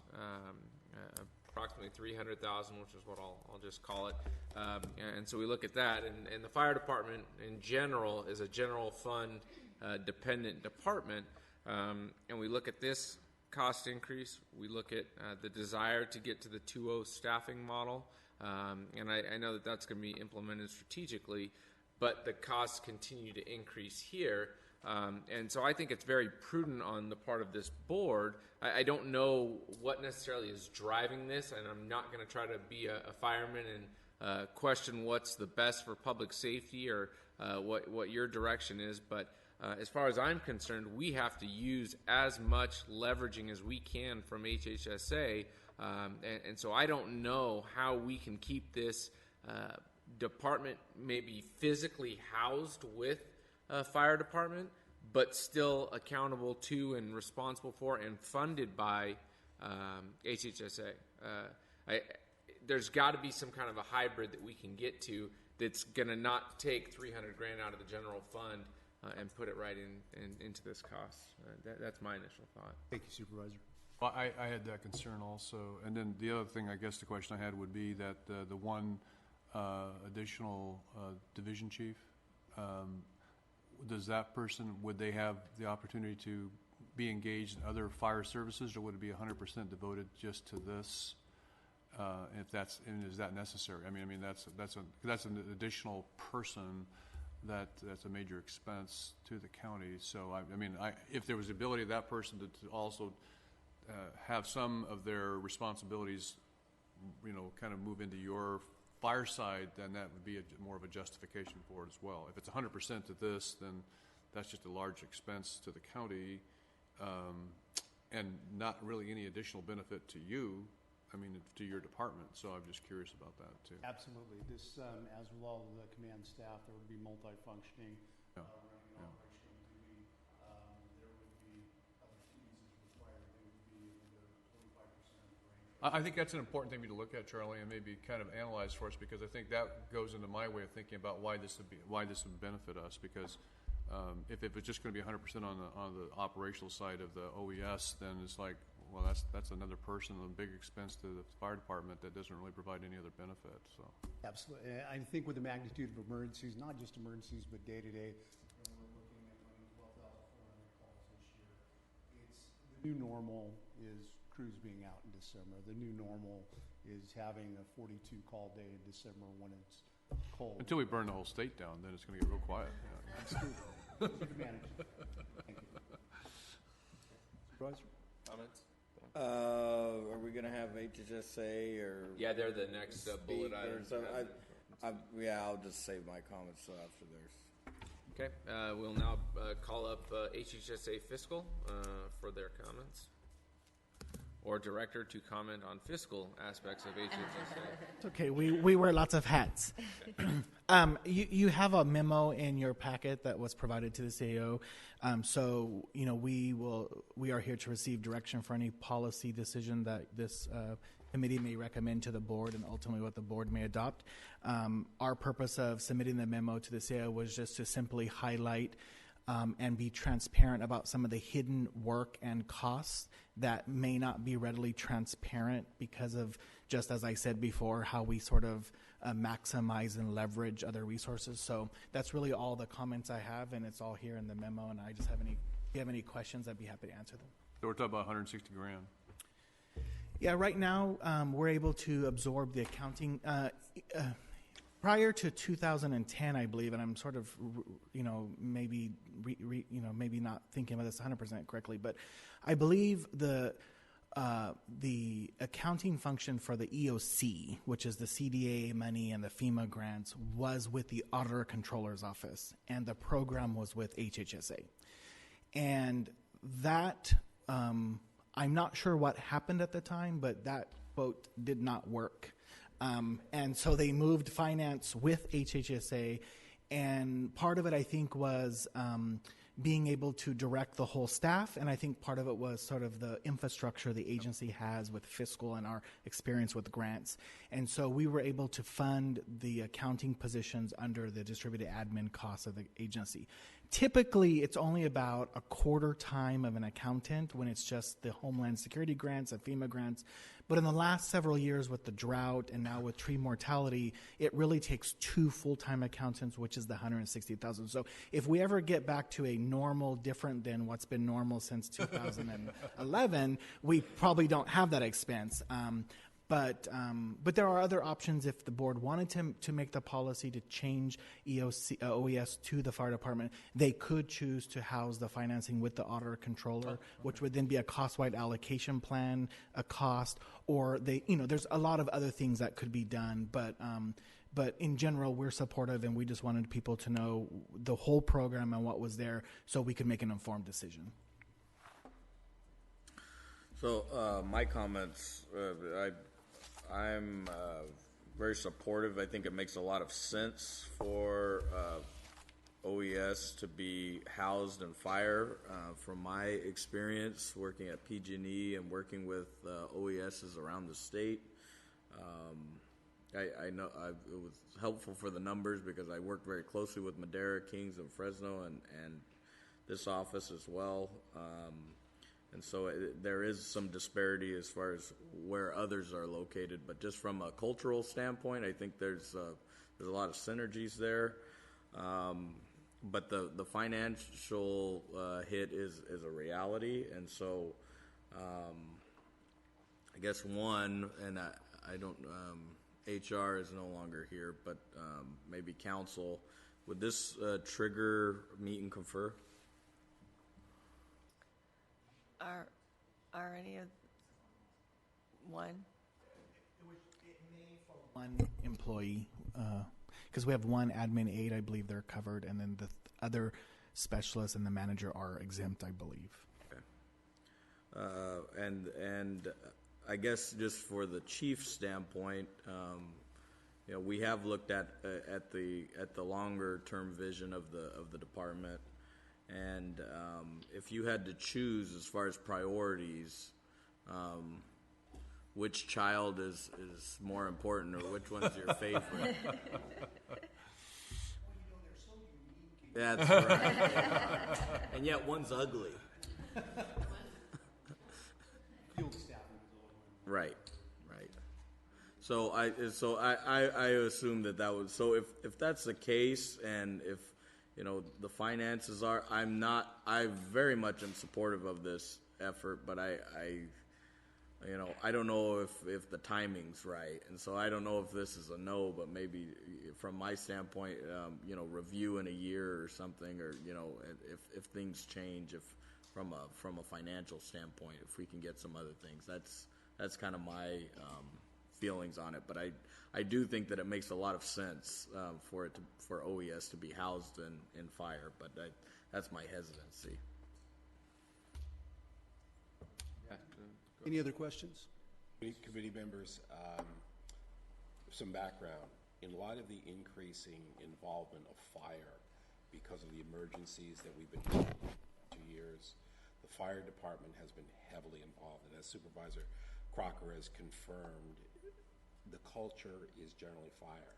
So I asked the chief to take a fresh look operationally, what it would look like and what are the operational benefits to promote public safety.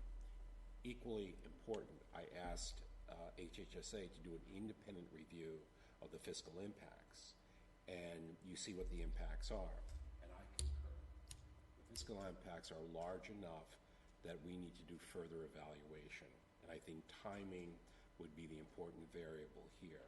Even though operationally it makes a lot of sense, I think given a lot of global fiscal impacts that we have, both for the fire department as well as the county general fund, as well, that prudence here would be further evaluation or further review, although I appreciate and value the information provided by the chief and by HHSA. I think it was very helpful. Yeah, I'd rather see $250,000 go back and hire a few more individuals to be out there, get a new piece of equipment or something. And maybe a hybrid model is an option. I mean, what can be looked at to gain from the potential synergy that does exist there, but also still leverage and use funding sources that are currently available. And and the chief is a good coffee buddy, so we'll get together and we'll figure out how to make things work. So I just want to make that commitment that whatever operational issues and. Sure. Well, thank you very much. Appreciate that presentation, Chief. Nice job staying on time. Okay, with that, we have the zones of benefits and those items that we will be pushing off to our next meeting.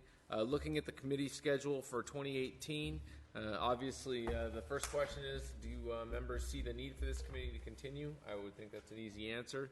At least for the zone of benefit, but Yeah. I would be curious if there's other future agenda items that aren't already on the existing agenda that we have. This is it. This was our game plan. Yeah, for the year. And I wanted to get everything before your committee in terms of at least disclosure by the end of this year, and we did. Yep. And next year would be some real good discussion and recommendations. So I would just say that we can continue on probably with our bi-monthly and start up again in February, and then we can take up the zone benefit, or we could just have a meeting in January and then decide if we're going to continue on with the I committee. would suggest with that, we move forward with scheduling a meeting, whether it's January or February, and then we reevaluate. the need after not that. set up a schedule for the whole Yeah, I year. agree. Just get this something. I have a feeling it's going to be less frequent if needed at all. And maybe as We on can an just put- as-needed basis, the committee can Provide reconvene. recommendations Okay. to the board. All right, so we'll work to get a meeting scheduled for January or February. Any committee comments? Merry Great Christmas. meeting. Merry Christmas. Merry Christmas. Happy early New Year. And we'll take up Supervisor Crocker's favorite item, agenda, right before lunchtime. Adjournment.